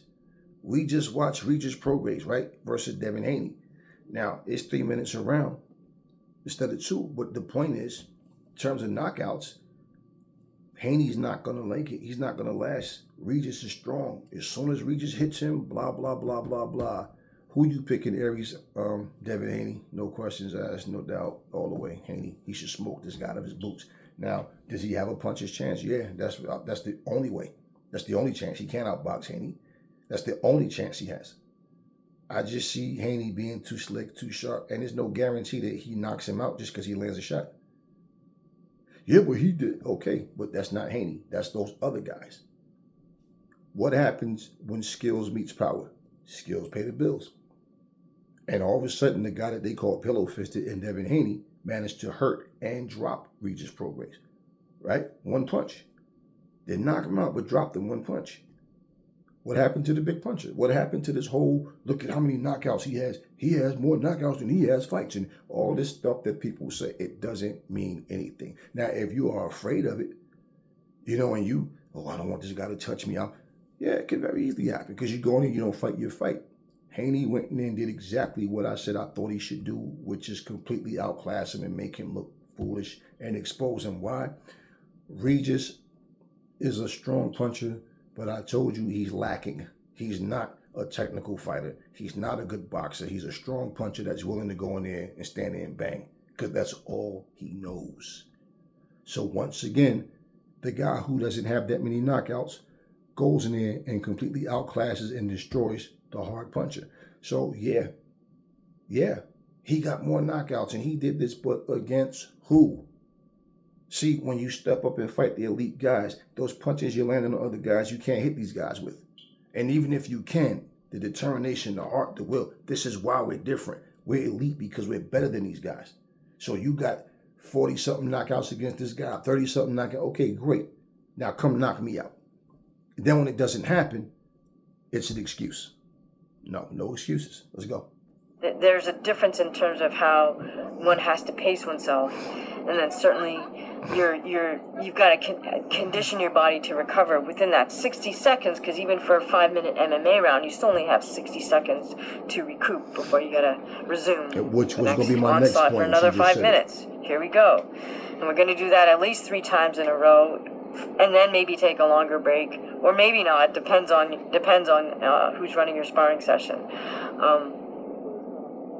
But bottom line is, I would certainly put Christy Martin ahead of Claressa, because I feel like Christy Martin is the fighter that Claressa is aspiring to be in terms of maybe getting a few more KO, improving her KO ratio, and then by far Holly Holm exceeds Claressa in terms of like the ring and cage accomplishments. Because you recall that Claressa at one point, I don't know if she's still thinking she's going to do MMA, but she was talking a fair amount of smack about what she was going to do in the cage, and all I need to do is this, and look, I'm training with John Jones, and yeah, Okay, so what I'm hearing from Hamaguchi, it sounds like she has some animosity because Claressa's talking shit or whatever she's saying. Okay.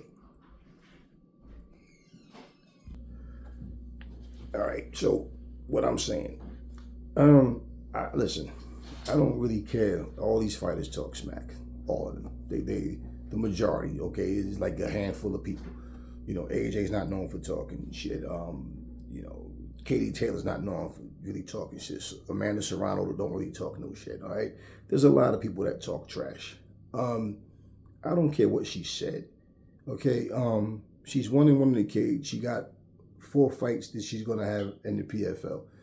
And then what she does in the MMA cage has nothing to do with the boxing ring. Same with Holly Holmes. What she does in MMA has nothing to do with the boxing ring. So I mean, one has absolutely nothing to do with the other. It's just, I feel like a lot of these old school fighters definitely have some type of animosity towards Claressa. They don't like her calling herself the GOAT. They don't like other people calling her the GOAT. But it is what it is. You guys had your turn. Okay, you and your team wasn't creative enough, didn't have the resources or whatever, maybe didn't have the look, the appeal for people to want to do things for you. Nobody gave Claressa anything. Claressa had to work for that, man. Like, so I don't like when people say that. It's like, listen to what you guys are saying. Basically, Harley Holmes, and again, see, this is what I'm saying. Saying what someone contributed, you think they contributed more or they got more knockout. What does that mean? Because you got more knockouts. Guess what? When Ali stopped George Foreman still has more knockouts than Ali. But he didn't knock Ali out. He got stopped. So what does that mean? Because you have more knockouts. I mean, seriously. This is what I mean about people when they overlook the sweet science. It's called the sweet science for a reason, but everybody's knockout crazy. Listen, my punch is like a fucking mule kick, both hands. But I always was taught to be complete. Don't depend on just your power. Put it all together properly. That's why I really appreciate fighting. That's why people that know me, people that know me but don't really know me like that, they will say like, I'm surprised that you like Floyd so much as a fighter. And I'm like, what do you mean? Like, I just like him as a fighter. Like, nah, well, because you explosive and like, you technical as hell, man, but you got crazy. I'm like, okay, and I know what he's trying to say. You asked Mike Tyson who was his favorite fighter. Now, Ali is mostly all the old school's favorite, like a lot of them. In terms of overall, just what he did, but like in terms of who they would say guys like Rocky Marciano or Graziano, the Joe Lewises. Why? The Jack Johnsons, because they fight like them. That's the style. They're brawlers. If you ask a pure boxer, they're gonna say Ali or Ray Robinson or guys that had that similar style, people that they patterned themselves after. They're gonna say that because that's who they fight like. You understand what I mean? So it's like, and that's the thing for me. I like to brutalize people. I like to go for the knockout. But I set you up and I box to get to it if I have to. I do what I need to. If I need to box you, I'll box. If I need to fight you, I'll fight you. If I need to mix it up, give you different looks, that's what I'll do. So, I never understood that mindset of people thinking because you got more knockouts that's more impressive. It really doesn't mean shit. It just means you knocked out all those other guys. And let me set the record straight about Ronda Rousey. Ronda Rousey was a person that basically, when you talk about MMA, women's MMA, yeah, she was the one that people looked at. She was the one that you can say put females MMA on notice that, hey, we're here. But you got to also understand, before Ronda Rousey, there was a woman named Gina Carano. But Gina Carano, she was in Bellator. UFC is a bigger, more lucrative company than Bellator, which is where Ronda Rousey was. And you got to also understand something. Gina Carano was Ronda Rousey before Ronda Rousey. The difference is she only had 4 fights. Chris Cyborg defeated her and she retired. She became an actor, an actress. But Gina Carano was basically, she didn't get a foothold to where she started getting, commercials and all this type of things and sponsors and all of that. That came after. Now she's an actress and she's in a lot of different movies and stuff. She never went back to MMA. And why should she, right? I mean, she's successful with her acting career. Okay. Ronda Rousey, on the other hand, okay? See, I'm going to show you where people like to talk trash, but Claressa Shields saying she thinks she can beat the Keith Thurman. Why is that a problem? Because nobody had a problem when Ronda Rousey said that she could beat Floyd Mayweather. Is he not a man? So it's always this thing, certain people can say certain things and it's okay. Others say it, then it's a problem. Chris Cyborg, and let's be clear on this. In the time that Ronda Rousey was reigning in female MMA, you got to understand, she was eye candy. Gina Carano was eye candy, but she retired, okay? They looked at people like Chris Cyborg, and they didn't feel like, she's not that sex appeal type person. She's not the eye candy. She's not the one we want to market. We want to market somebody that looks like a model but can fight, and that was Ronda Rousey. So the same way we're talking about Ali having sponsorships and because her dad's in it, no, stop. People have advantages certain ways, but you still have to make good. So whereas Layla went in there and won and retired undefeated, Ronda Rousey went in there and she won against some women and she got her ass kicked. And when she got her ass kicked the second time, that was it. She wound up going to the WWE. Okay? Went over there, made some noise, became champion. Okay. So I mean, what are we talking about here? Like, what are we talking about, right? So regardless to what, it's not like Holly Holmes went into MMA and was undefeated and no, she went in there, she won some fights and she lost some fights. And guess what? She don't stand out in MMA. She didn't even stand out in boxing. She was a person that was there. I remember Holly Holmes. I remember her. I watched her fight. And, she look, Holly Holmes was someone, like she said, she only had 9 knockouts. So, but she's giving her praise, right? That's fine. That she likes Holly Holmes as a fighter. Holly Holmes, she was a good fighter.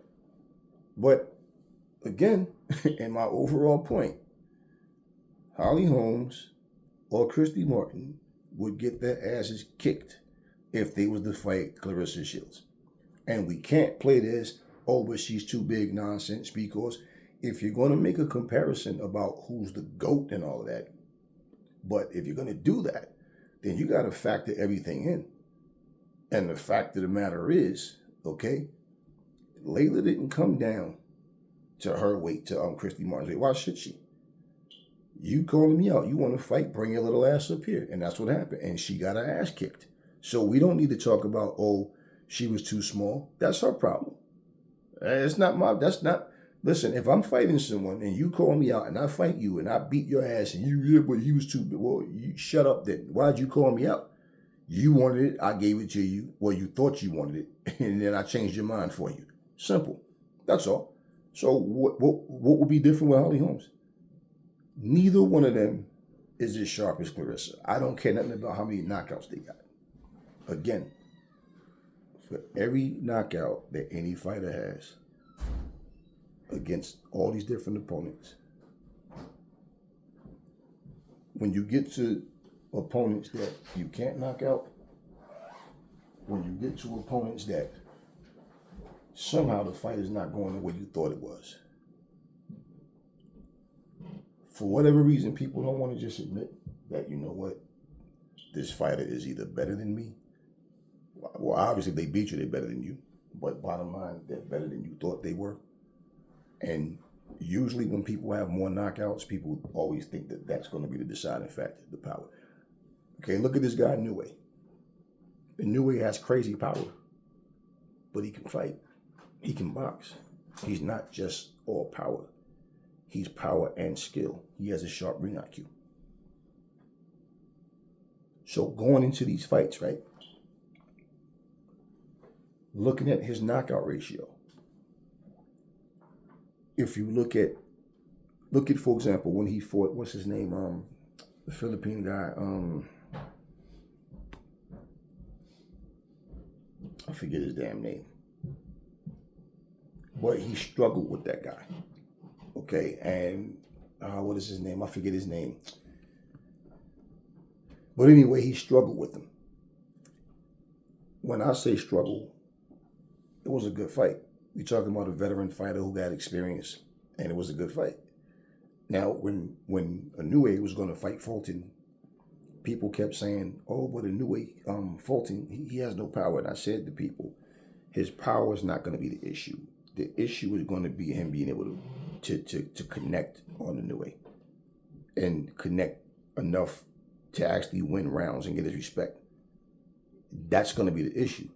And when I say that, it's not because of how hard he don't punch. It's the point of, okay, I'm getting hit, and even though he's not really rocking me, I can't get in. He's piling up points. I got to be smarter. So either Inoue is going to be crafty and switch up and understand, okay, what he needs to do different, or he's just going to put pressure on him and come in.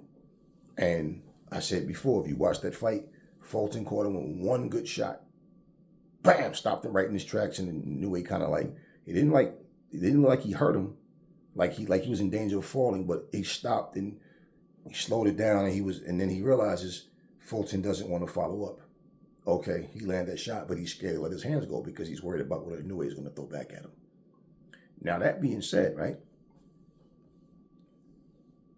Inoue got the stoppage. Was I shocked? No. And in fact, I felt like the only chance that Fulton really had to win was he was going to have to move, but he was going to have to use that jab. The jab was going to be the most important thing, but he was going to have to snap it, and be patient. Snap it, and don't be predictable when he throw the right hand. Don't be predictable when he throw the lead hand. His right hand.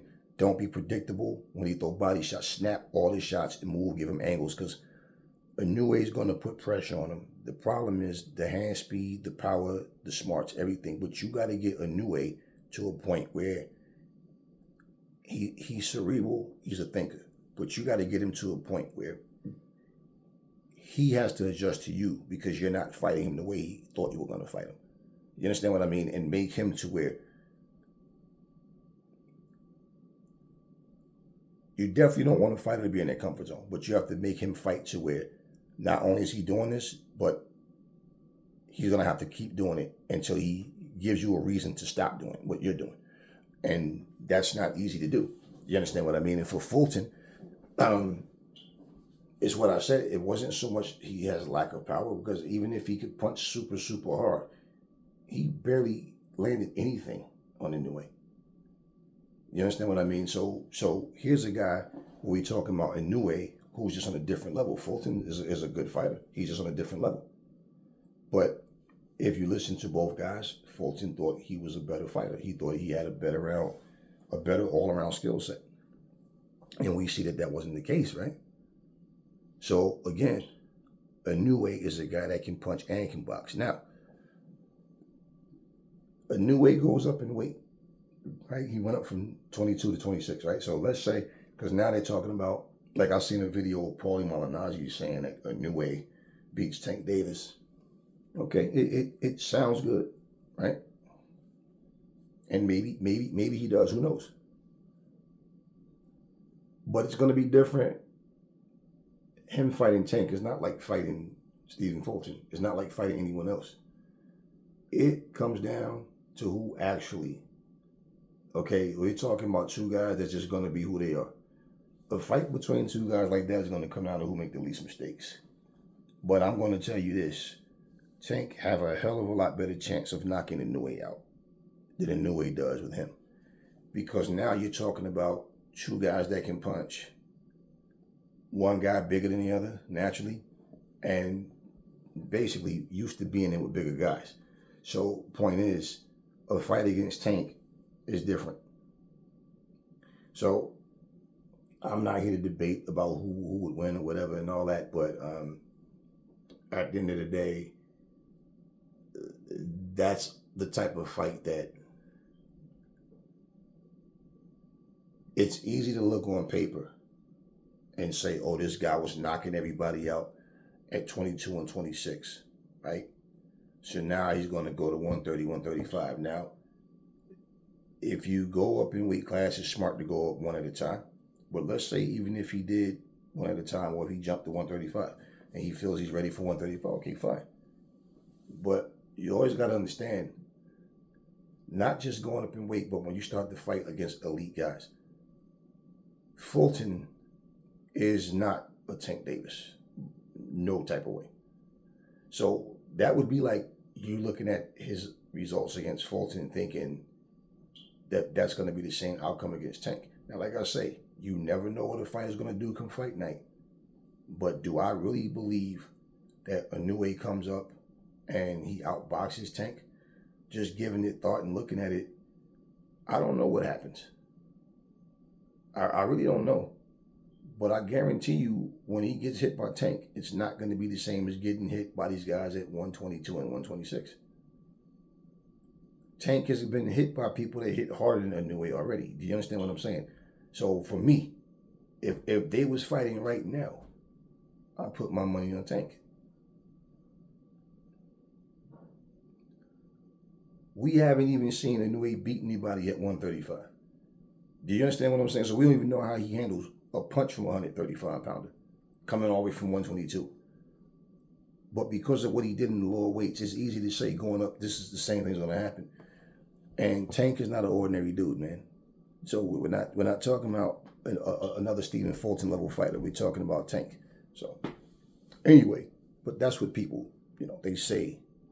This is what they're saying. And I'm like, okay, Paulie's saying what he's saying, but Paulie was saying the same shit about Regis Prograis knocking out Haney. He was saying the same things that Lomachenko was going to knock out Haney and all this stuff. And when the predictions don't come out right, they have to find another excuse.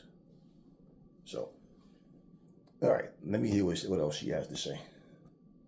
Every striker thinks they only need to learn 5 submissions in jiu-jitsu. They need to learn a triangle choke, known as sankaku. They need to learn straight armbar, known as jujigatame.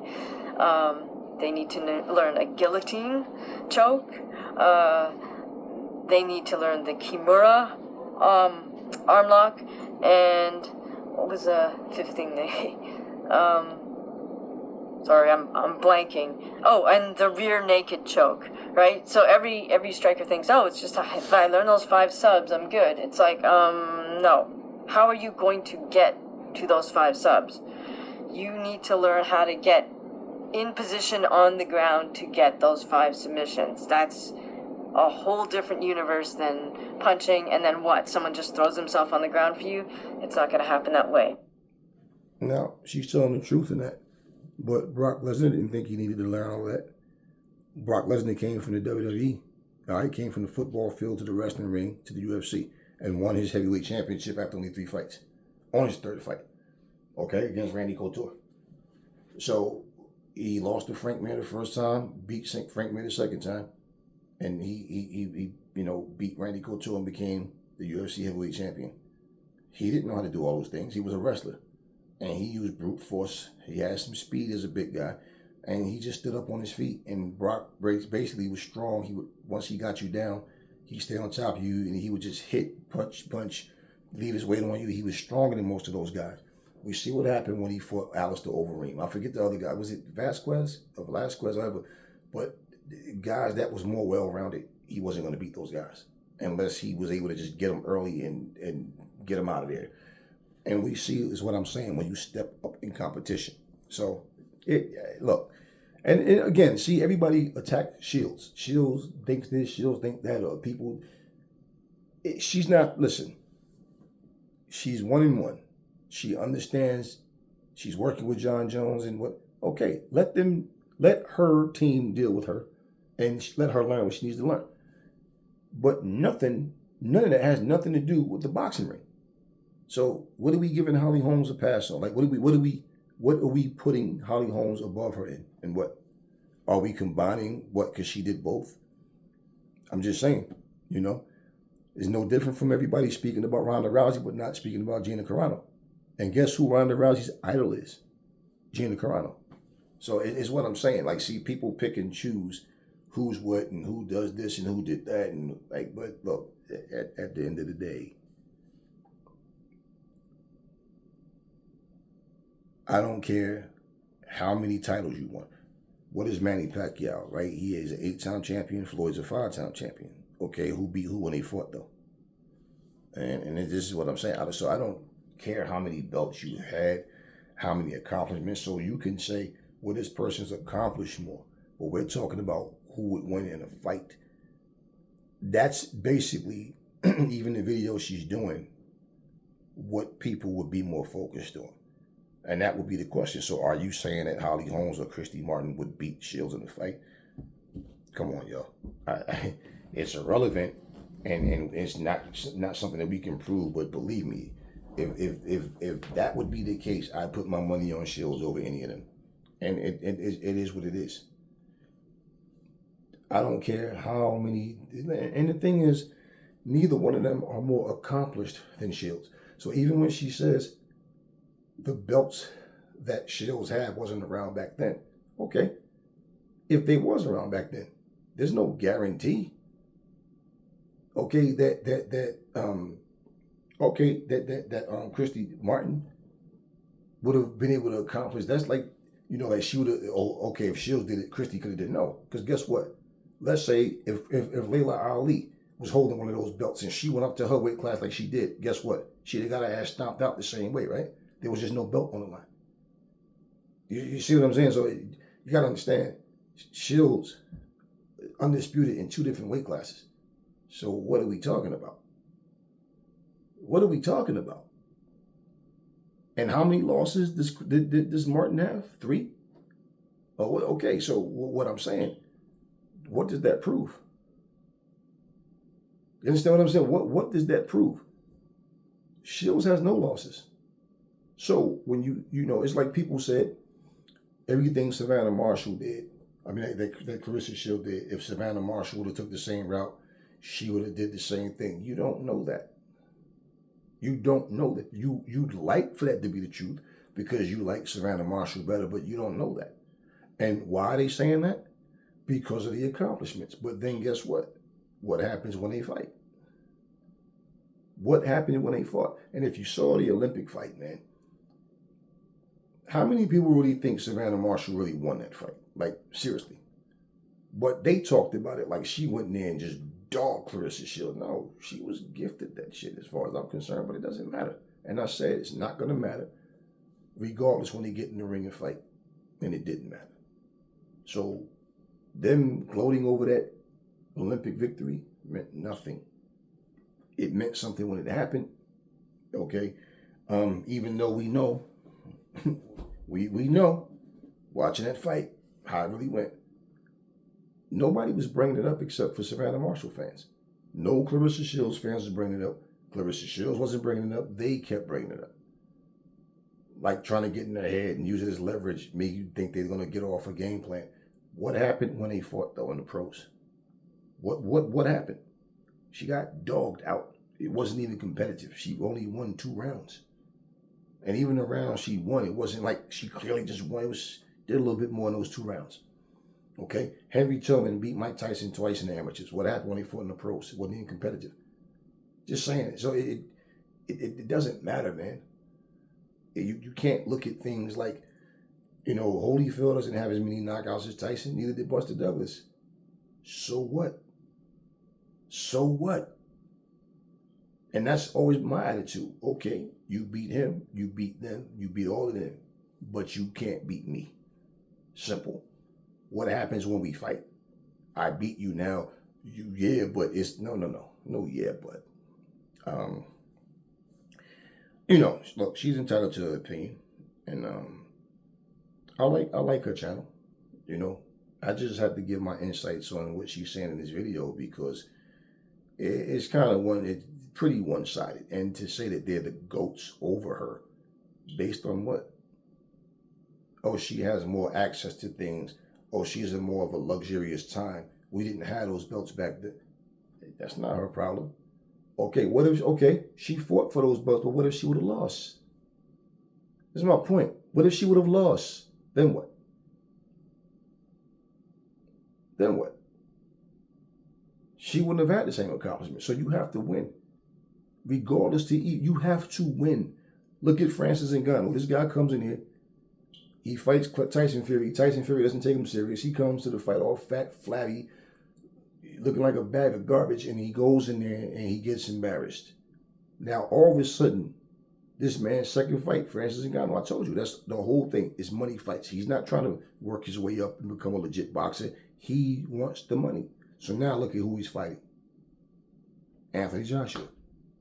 Did he work his way up? No. But I bet you the MMA world is celebrating just the fact that he got the fight. They feel like it's a moral win just because he got the fight. You understand what I mean? So, man, come on, y'all. I mean, there's many people that go into different sports. I mean, James Toney thought he was going to go in there and beat Randy Couture without knowing how to fucking grapple, do takedowns, do anything, submit nothing. And I knew that was suicide. Like, well, bottom line, like I said, the only way he's going to win is if he knocked Randy Couture out. And mind you, this was a James Toney that was washed up in boxing at the time that he fought Randy Couture. But he went in there thinking he was just going to win. Without really knowing what he was supposed to do. And pretty much, I wasn't surprised at that outcome. But I mean, come on, it's a lot of fighters. Okay. The same way Hamaguchi's saying that. How many MMA fighters go into bare knuckle thinking, oh, man, this is a piece of cake. I'm used to elbows, knees, kicks, all that, and all we doing is punching it, right? And then they go in there, and the thing about it is the majority of the MMA fighters are the worst bare knuckle fighters. So yeah, they go into there thinking that it's a piece of cake. They think going into boxing is a piece of cake. They think same thing. Oh, we fight with small 4-ounce gloves on, and and they go into boxing ring, and then they get beat up because what? I'm used to knees, yeah, now you can't knee, you can't elbow, you can't do takedowns. They said things like boxing is just boring. All you do is just throw punches, right? Okay. And then you go, look, Nate Diaz thought he was going to go there against Jake Paul and do what? And Jake Paul's a novice. You understand what I mean? But bottom line is, like, he thought it was going to be a piece of cake. That's what he said. Like, he didn't say those exact words, but he pretty much, was confident he was going to go in there and do his thing against Jake Paul. So it goes around the board. So I don't really care about Claressa saying that she, thinks that, or whatever, or making it, or speaking like overconfident or whatever. Again, Ronda Rousey said she could beat Floyd Mayweather. Yeah, okay, and she didn't get scrutinized for saying that. So, it is what it is. I don't really care about all the personal stuff. I just know that when it comes to comparing fighters, this is the thing I'm saying. You can't even compare. And the thing about it is, I hear what Hamaguchi is saying, but you're talking about how many fights a person has. Well, Claressa has accomplished far more than all of them in way less fights. And it's not her fault that those belts wasn't around back then. I mean, hell, look at now. You didn't even have all these weight classes like you have now back then. So it's what I'm saying, And the thing is, they big up fighters from this generation right now that can't beat Claressa. They big up fighters right now from this generation that hasn't even accomplished half of what Claressa, has accomplished. So we can talk about the Ann Wolfs, we can talk about all these other people, but just and look, you see the point what I'm saying? If you go back to those times, the people of that generation always try to pick Ann Wolf over Laila, even though she's not as accomplished, and basically the fight never happened. And I do remember Laila calling out Ann Wolf. I don't know why the fight didn't happen. But I also heard Laila address it plain and simple, that she wanted to fight Ann Wolf, and Ann Wolf is the one who her team is the ones who never made the fight happen. I didn't hear Ann Wolf, I didn't hear her argue about it. So, whatever. But it's always like that. Whoever shines in whatever generation, there's always somebody that people want to say is better than that person. It's just like that. It's just like that. It's just like, for example, if Floyd and Manny Pacquiao never fought, everybody would be saying if they would have fought, Pacquiao would have won. Then when they did fight, Pacquiao loses. Oh, Floyd waited for Pacquiao to get old. Floyd is 2 years older than Pacquiao. Isn't it funny how now they're about to do this exhibition, and now you hearing people saying people are warning Floyd, don't fight Pacquiao and all this. And I'm like, you know what? Y'all talk all of this stuff, but then when the fight happens and then the person get their ass, well, it's another excuse.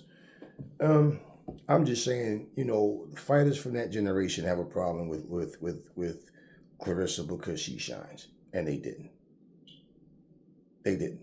They all had their shot. They had their chance, and your time comes and goes. Just like at some point, Claressa's not going to be here anymore, and it'll be somebody else, and that's just the way it is.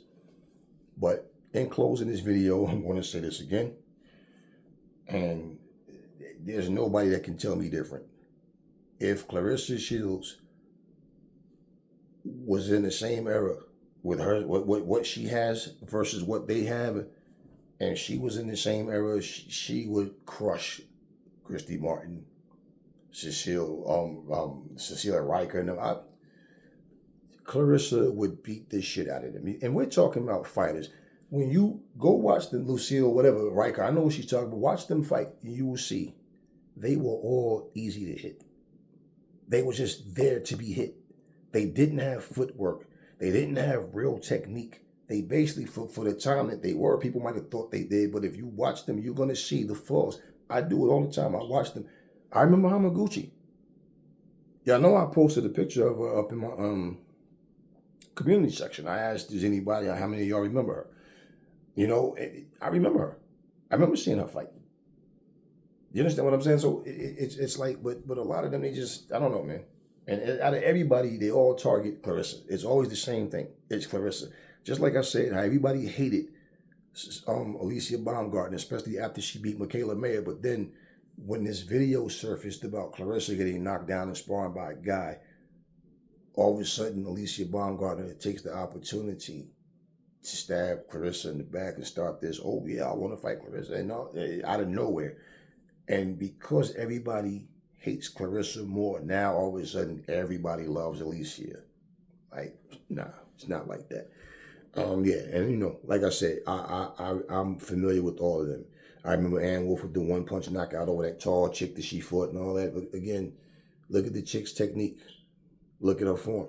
We can marvel at the knockout, but the woman had no technique, and she comes in and with her hands low, chin sticking out.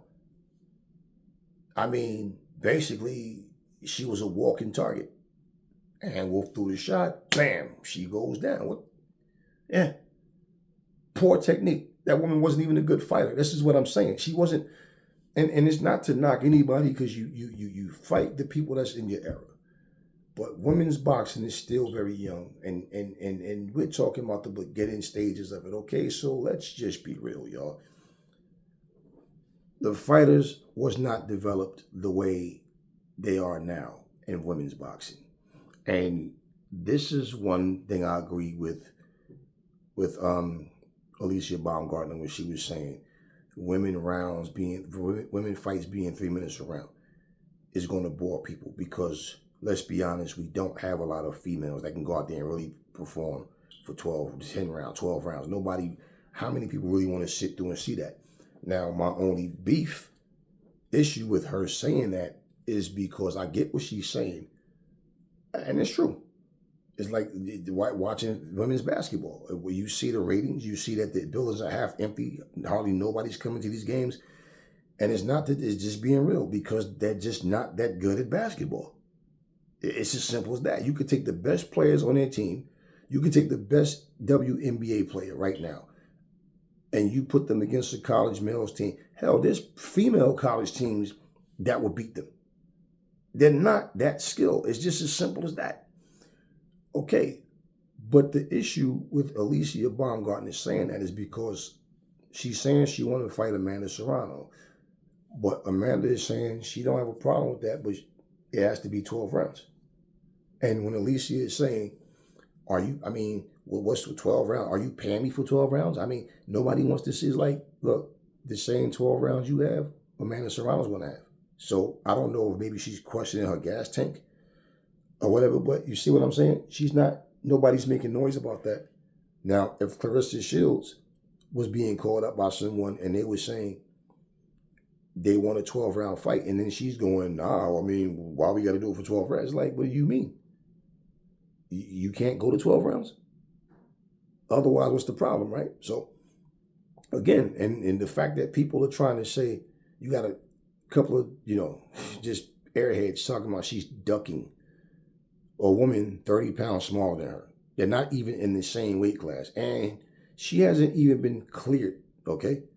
If Claressa Shields was accused of cheating, do you really think that people wouldn't be all over that if it was Shields? Because they hate her more than Baumgartner. Do you understand what I'm saying? So for Baumgartner, she's not even cleared. She's not even cleared, and she's fighting at 130 pounds. And Claressa Shields, okay, is fighting at 160. So how are you ducking someone that's not even in your weight class? Not to mention you're calling out Shields, but you don't want to go to 160. So if you're too small and 160 is too heavy for you, then why call her name? It's for clout. I'm trying to get attention off of this fact that I'm not cleared. So let me call her name out, generate some interest in me versus her, and get people to talking. That'll make them forget about this shit, and this can go away. And, you know, maybe I can persuade Vada, because bottom line, I've never, like, what's the purpose? I mean, Dillian White's another guy. We don't hear him talking about fighting anybody, but we don't know the verdict. We don't know. So why does it take this long to you know, what's the situation? I mean, goddamn, how many strands of hair did she give you? You know, like, but yeah, so I don't know, man. People always take shots at Claressa Shields. They always try to undermine her accomplishments, and they're always going to tell you what another fighter would have did. But again, just like I told you, you ask people back then, they're going to try to tell you Ann Wolf. Ann Wolf was what? She was what? Stop. Now, we don't know. Like I said, the fight's never happened. But if Ann Wolf and Laila was the fight, I'm going with Laila. I'm not impressed with I'm not impressed with someone's power. I don't care how hard you hit. It's the skills. It's the overall package. And the thing is, it's like example. I'll give you a perfect example, okay? A perfect example. People said James Toney had more skill than Roy Jones. Now, I remember before they fight, I clearly remember before they fight, they was comparing James Toney to Ray Robinson, Ray Leonard, Hearns, Hagler, Duran, all these guys, right? They were Wilfredo Benitez. They was comparing him to all of them. Ali. They was talking about how James Toney can be behind on scorecards, come back and knock you out. He did that against Michael Nunn. They was talking everything. That he can box, he can punch, he can fight on the back foot, he can walk you down, right? And they basically was saying that Roy Jones is a talented fighter, but he's going to come up against a different animal. I just felt like James Toney was going to do, that Roy Jones was going to do to James Toney exactly what he did. I just didn't see James Toney. Don't get me wrong. Yes, James Toney was skilled. I just didn't see him the way all these other people was. Like, what he had was just unbeatable, and I just didn't see that. And in fact, like when he fought Michael Nunn, no magic happened. There was no.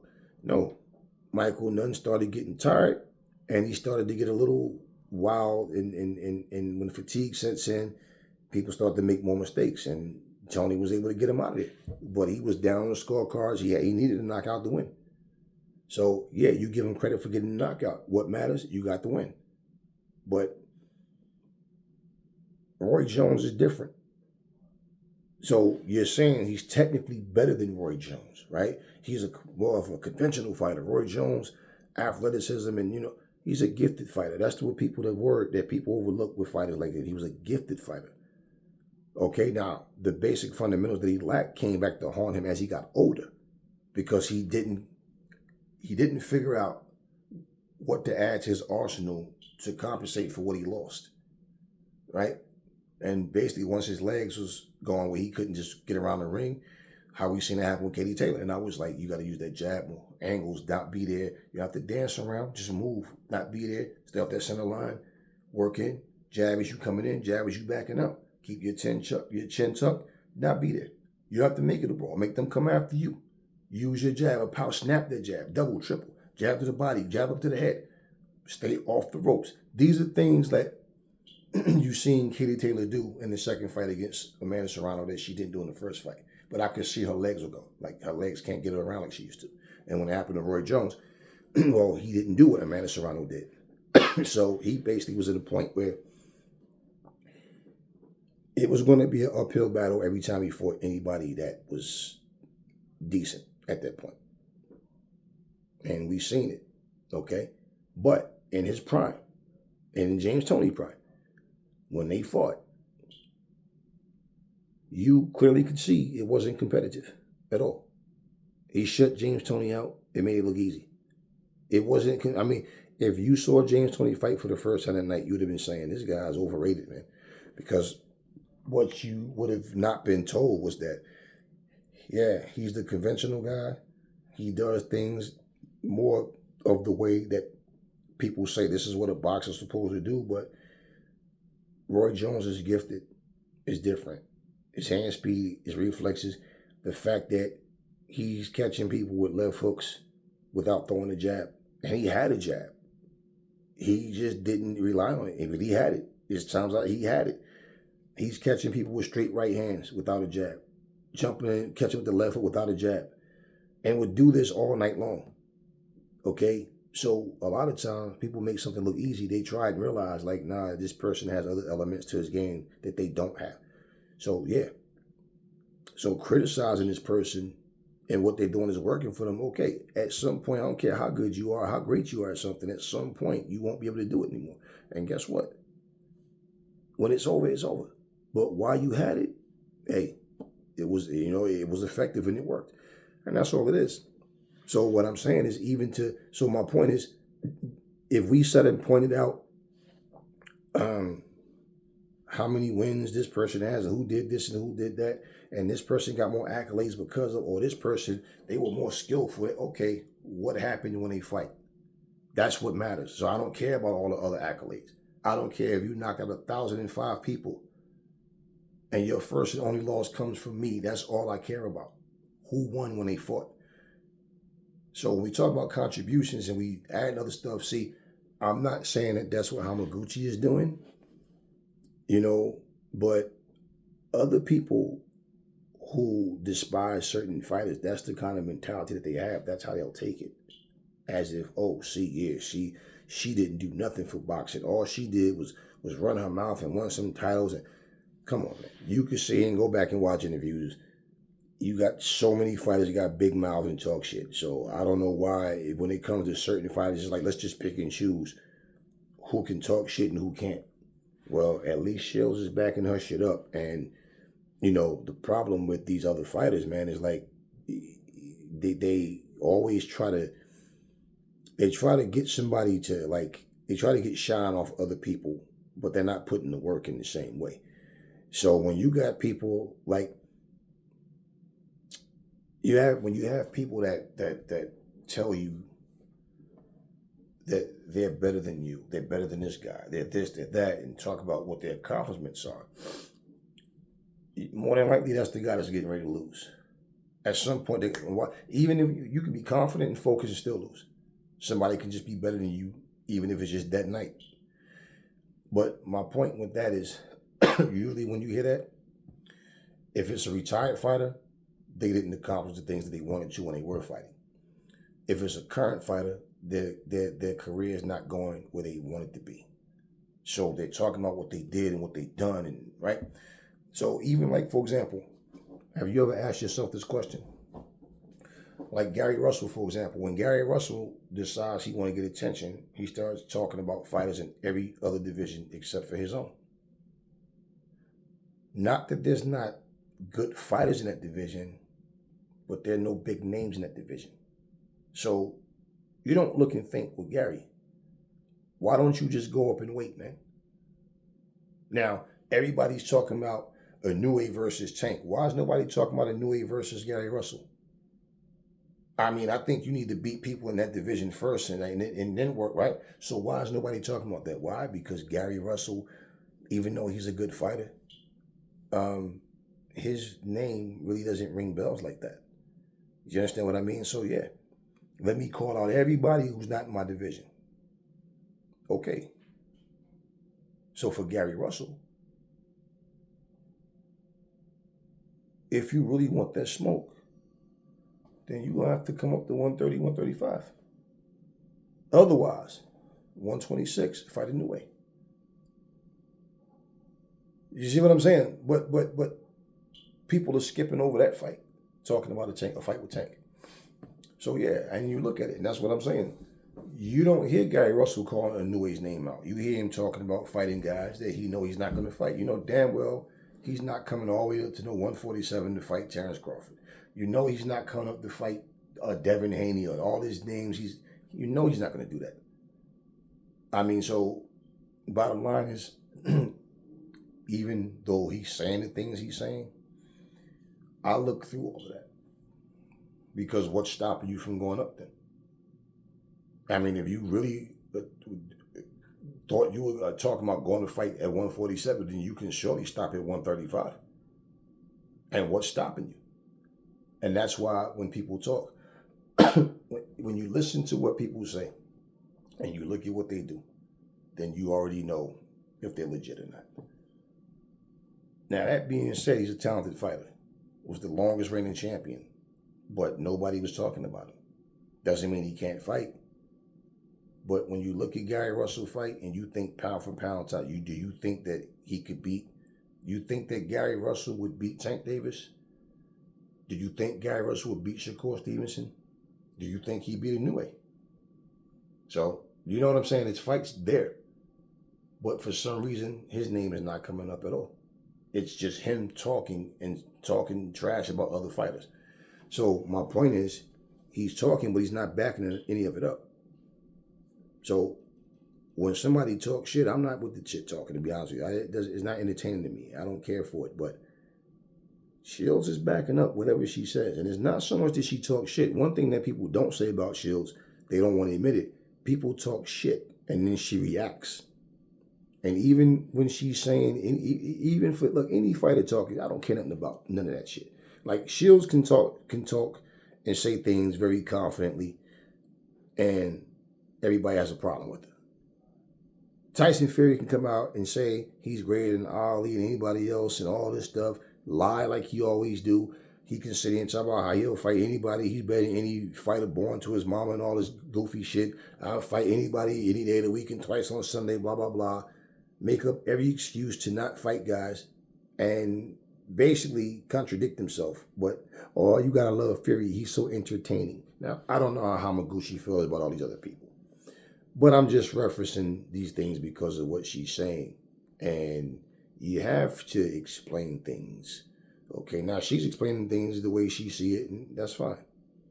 But there's more to the story. And her video is like 20-something minutes, whatever. So I just wanted to sit here and go through this with y'all. And you know, I like Hamaguchi, her channel. I was seeing her fight, like I said, back in the day, and I remember her. But, you know, it's not just as dry cut as she's saying it. It's more to it. And that's what I wanted to do. Just bring this awareness to, she's saying these things. I agree with a lot of what she's saying. But in terms of contributions and saying that they're GOATs and all, well, I mean, the fact that you even feel the need to explain to somebody why someone is a GOAT, which I don't give a damn about, no greatest of all time stuff, I really don't, but it's really because people are not talking about these people and you want people to remember them, which is why I put her picture up as well in my community section, because I do remember her. And I have never heard anybody talk about Hamaguchi, but I remember her. But, you know, when we're talking about accomplishments and we're talking about contributions and all, again, that still doesn't mean that the person you're saying is your GOAT over somebody else will beat them in a fight. And I will say it in closing, Shields would destroy Holly Holmes and she would destroy Christy Martin and any of them from back in the era. Any of them. The only person that I can't pick a clear one on is her versus Laila. I would pick her over Ann Wolfe and anybody else. Now, that being said, I feel like this. The women always talking about empowering women and, you know, talking about what the women don't get versus what they should get. You guys, it's not about being biased, but you should have more camaraderie and more unity than that, because even to try to put fighters over somebody just because they're from a different generation and you feel like they didn't get the same type of opportunities or the same type of they wasn't. When you say given, that's the thing. Okay, Layla earned her shit. I don't care nothing about her being Ali's daughter. She earned her shit. Okay, and just like Claressa, you can give somebody money. They can tell you, I got to pay my car insurance. You can give them money. They can go buy sneakers and jewelry. You understand what I'm saying? So you gave them the money, but they didn't do what they were supposed to do. They blew it, right? Okay, now their rent's not paid. They have nowhere to live. So you got to win, make good on this stuff. So, bottom line, and then too, like when she was saying, like Holly Holmes was always fighting in New Mexico. Okay then, right? Imagine if Layla was doing that. Imagine if Shields was doing that. Then it would be a problem. They're not fighting outside, right? They said the same thing about Anthony Joshua. Oh, he got to go outside of the UK. He don't fight in the States. Everything. But certain fighters, you don't hear them making a big deal about where they go and fight. There's just certain people get certain hate. And then when they say certain things, they don't explain it. So if you're not jealous or showing hate, it appears that way, the way when you explain something, but you don't look at the whole picture. And I can tell you, being black and coming from where I come from and things I've been through, if you haven't walked in my shoes, you can't tell me nothing about what it's like and what we go through, even right now to this day. Okay, so what I'm saying, nobody gives us anything. We have to earn it. So that's why I say I don't know where she lives and like what type of conversation she's around, how much, don't think that what you get on the news is accurate. Don't think that the things that the news shows the only things that happen, because I can tell you guys so much shit that happens that people are not even aware of. So yeah, just saying, nobody give these people anything, man. And the ones that do get the favoritism, the ones that, how many fighters do we see get favoritism right now? It got nothing to do with their family, right? I mean, like example, like I've said this already, and I've asked this question before. Why is it that Tyson Fury has had this damn WBC belt all this time, and this man hasn't had one mandatory fight? And that even the fight between him and Usyk, right? The only mandatory he would have, matter of fact, he wouldn't if they exercise the rematch clause. Bottom line, whoever has the IBF will be stripped. Okay, and more than likely it'll be AJ versus Urkovich for that title, unless somehow AJ was to lose to Ngannou and Urkovich was to lose if Parker accept that chance, or if the Saudis, make that fight and then Urkovich was to beat Parker, then it'll be a scramble. But bottom line is that IBF title will be up for grabs by the number 1 and number 2 contenders. So number 1 will be the mandatory. And nobody's questioning Tyson Fury. And then, like I said, Mauricio Suleiman comes on saying he feels sorry for Tyson because he's a victim of the times, right? And how nobody wants to fight him, which is pure malarkey. Everybody knows damn well. They know damn well why the fights didn't happen with Anthony Joshua and Fury. And they know damn well that Tyson Fury lies. He just said here, what did he say? What did Tyson Fury say after that Ngannou fight? He said, Usyk has to fight me. And I forgot what the date was, but it was an earlier date than 2024. And he was saying there's nowhere for him to go. Right? I think it was a couple of days after Christmas the fight was supposed to happen or something like that, before or after. But he was saying he has to fight me or he's going to get sued. But Tyson Fury was the one that had the fight postponed. So you want to give people the impression that Usyk is ducking you. He don't want to fight. I mean, come on, we know how he does. He makes an offer, then move the goalposts and try to make you not want the offer so he can go take easy fights and do what he wants to do. So at the end of the day, yeah. I mean, he has 1 belt and has never had a damn mandatory. Usyk has 3 belts and just fought. The Daniel Dubois fight was a mandatory, right? So now for the IBF, let's say he beats Fury, right? If they want to exercise the rematch clause, then he'll be stripped. If Fury doesn't, then it would be Usyk versus the mandatory. But because it will be contracted that, okay, no, I'm exercising it. If he does exercise it, then yeah. And I don't know why you lose and not want to fight the guy that just beat you. Deontay versus Joseph Parker, right? Why would you not want to fight the guy that beat you? The only difference is no belt on the line there. But, hey, listen, it is what it is, y'all. So I'm just saying, nobody's questioning why Fury doesn't have it. And when Mauricio Suleiman speaks and says what he says, come on, y'all. Are you serious? Clear favoritism. When people are giving, like Hamaguchi's talking about different titles. Well, what the hell is a franchise championship? It's nothing but everybody that understands what that franchise championship is. It's nothing but an invisible belt designed for you to duck your mandatories. He says Canelo and what do you say? Canelo and Lomachenko, they requested to be franchise. Okay, but you understand what it is.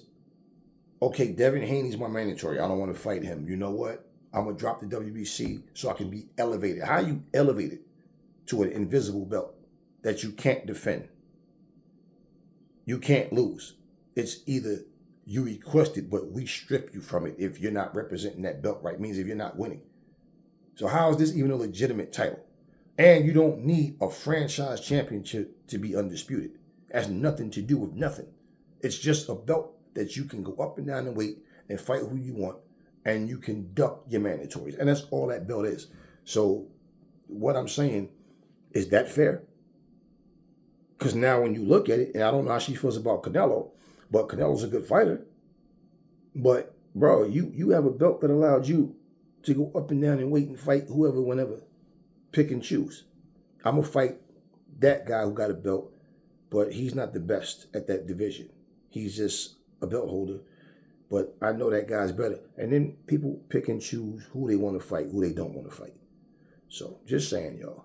So, I get it. But a lot of these people, like, I don't know if you guys know who Natalie Sugar Brown is. I remember her, too. In fact, she fought, what's the chick name that just, I forget her name. She still fights. And she just lost a couple of months ago. But Natalie Sugar Brown was another one of the fighters that came. I posted a picture of her too, and I even did a video where I talked about Natalie Sugar Brown. She's another fighter that was a good fighter. She has a problem with Claressa Shields too, and she didn't like Laila. I'm telling you, it's what I'm telling you. Fighters from that era, and they tell you what the issue is, but it's like, okay, but your issue is personal, but it's not going to stop people from, I mean, like, what? It shouldn't be an issue. Why? You did what you did. They did what they did. You understand what I'm saying? And it's the same thing. They all hate on Laila. This generation, they hate on Claressa. You know what I mean? And it's like, what do you accomplish with that, though? Nothing. Oh, what is the chick name? What is the chick name? I hate when I can't remember somebody's name. As soon as in this video, that's when it's going to pop up. But anyway,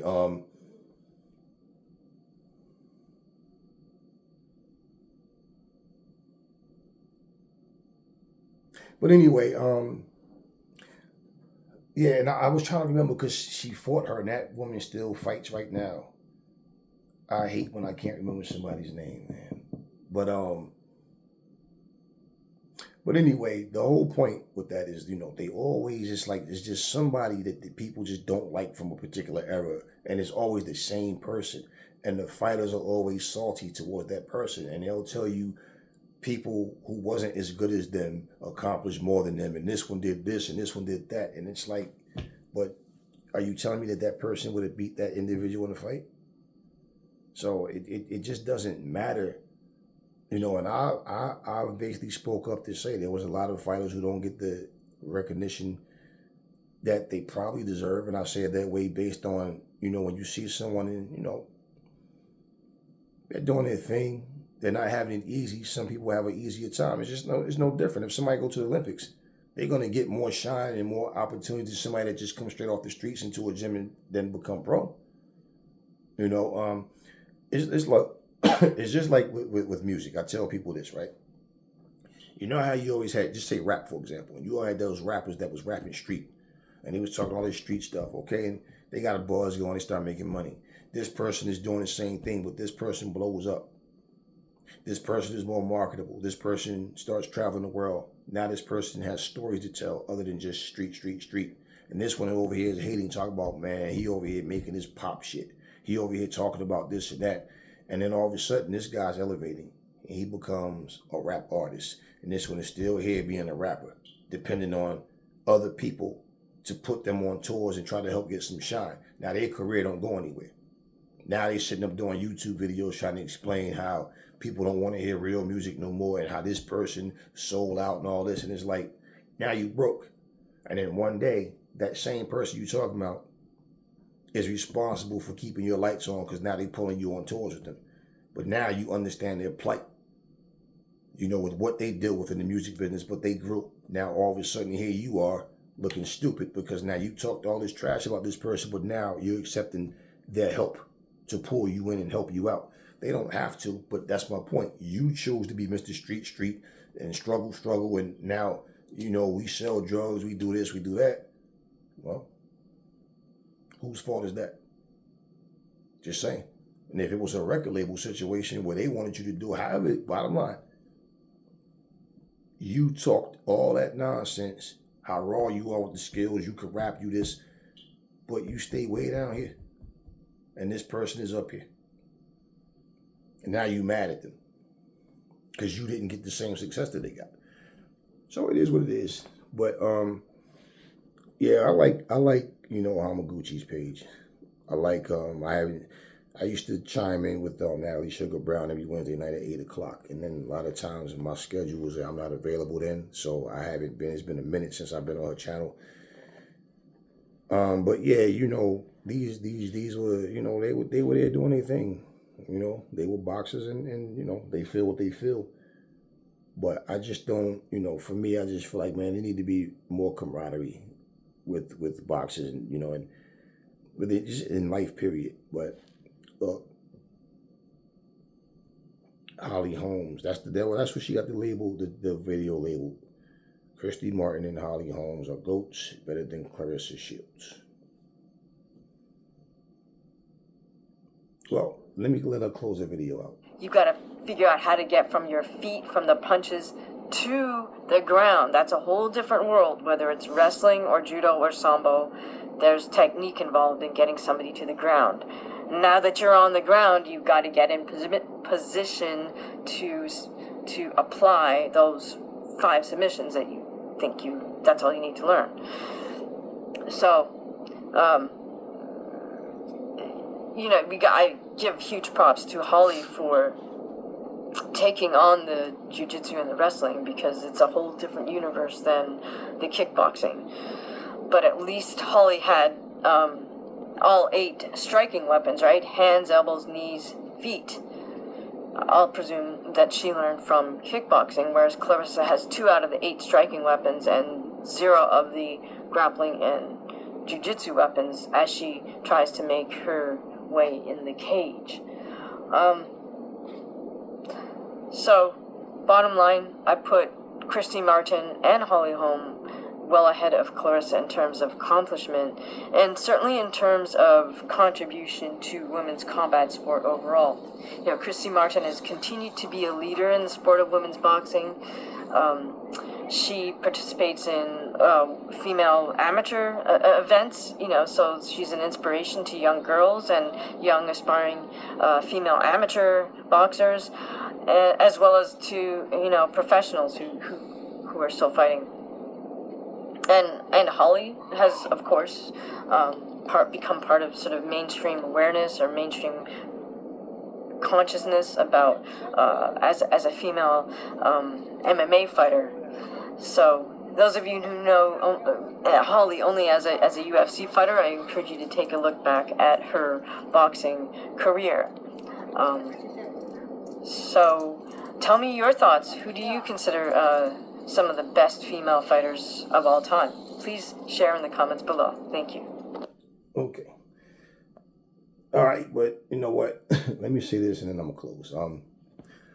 I just don't understand why she's comparing Claressa Shields to Holly Holmes in the cage. And, you know, okay, you're saying she has more, and she has um, more of the disciplines down packed and added to her arsenal than Shields. Okay, fine, but she also lost to other people who didn't.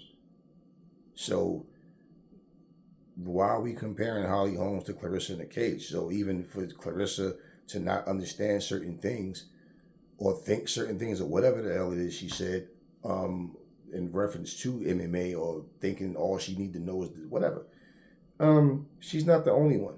Every MMA fighter don't have that. And as I said, you see as time goes on, the fighters are getting better, because you got to understand the same thing with MMA.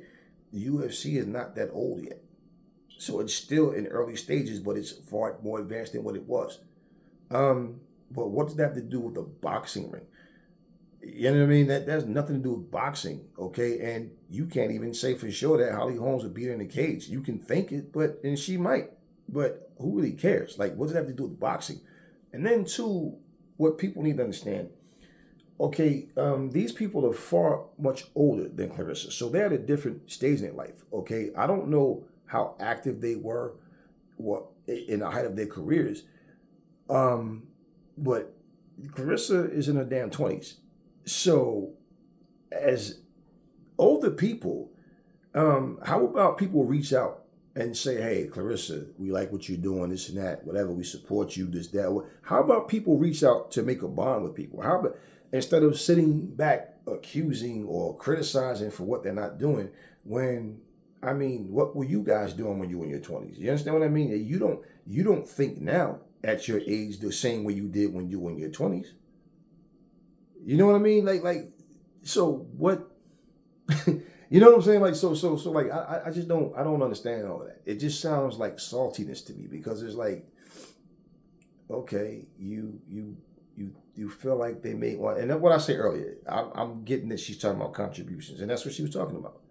Okay, but you're talking about GOATs. Okay, when people are saying greatest of all time, it's not just about a contribution. It's majority is who would win in a fight, and that's where it's like, okay. What Claressa does in Flint, Michigan, what she does, whatever her contributions may be to her community, I don't know what she does otherwise, or overall what she's doing or whatever. I don't know that. But everybody don't have the same exact responsibility. If everybody had the whole, everybody don't have the same path in life. I'm just saying, like let's be real. You know what I mean? Like, yeah, come on.